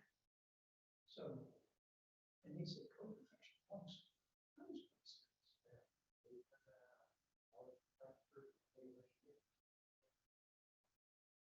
And it seems we want to go hard. Yeah, I still have a hard time riding this elevator. Dan, the court officer, and I used to work. We talk about how we refuse to go steps. And it's difficult for me to stand in that elevator. But, and then he and Jamie Matter got vaccinated. Oh, Jamie's so fast. kids, in-laws. Well, it hasn't affected me. Of course, you're working from home, we don't. And that was after your first, before your second? It must be this new stream, which I think is going to be a godsend to us all because it'll give us all. Now, I have my oldest son now, said he had trouble with her contact. Yeah, I didn't really know that I had it last night.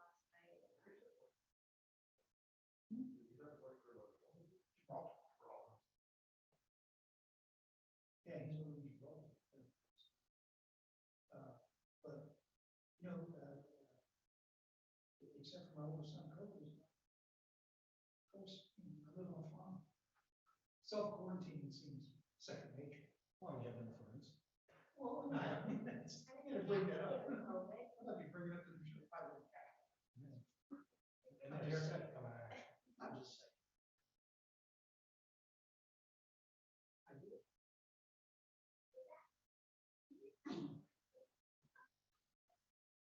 This would have been a good one. It would have been. In reference.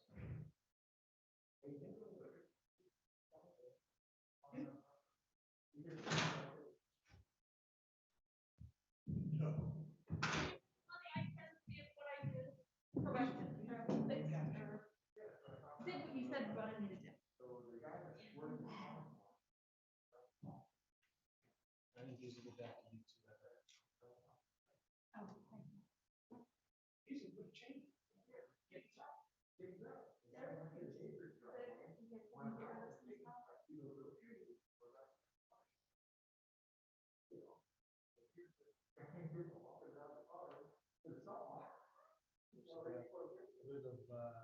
With these Stevie Wonder. Yeah, yeah, I got it back. Oh,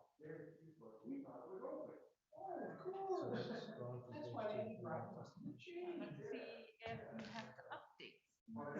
See, it's gone. Do I just go back, so like do that, final instructions, and that was on page 2, defendant not testifying. Not updated. You know, and what he does, in these last couple of years, he hasn't made it to Christmas. Then he sold up. Yeah. I used to go there all the time. But, Mr. Beverly? Page 2, yep, we're down to just evidence. So should I take everything I can no, this is refresh it? Christmas. Okay. Next. If you don't mind. I know that. Yeah. Leo. He sold the house and an acre, and kept 14 acres.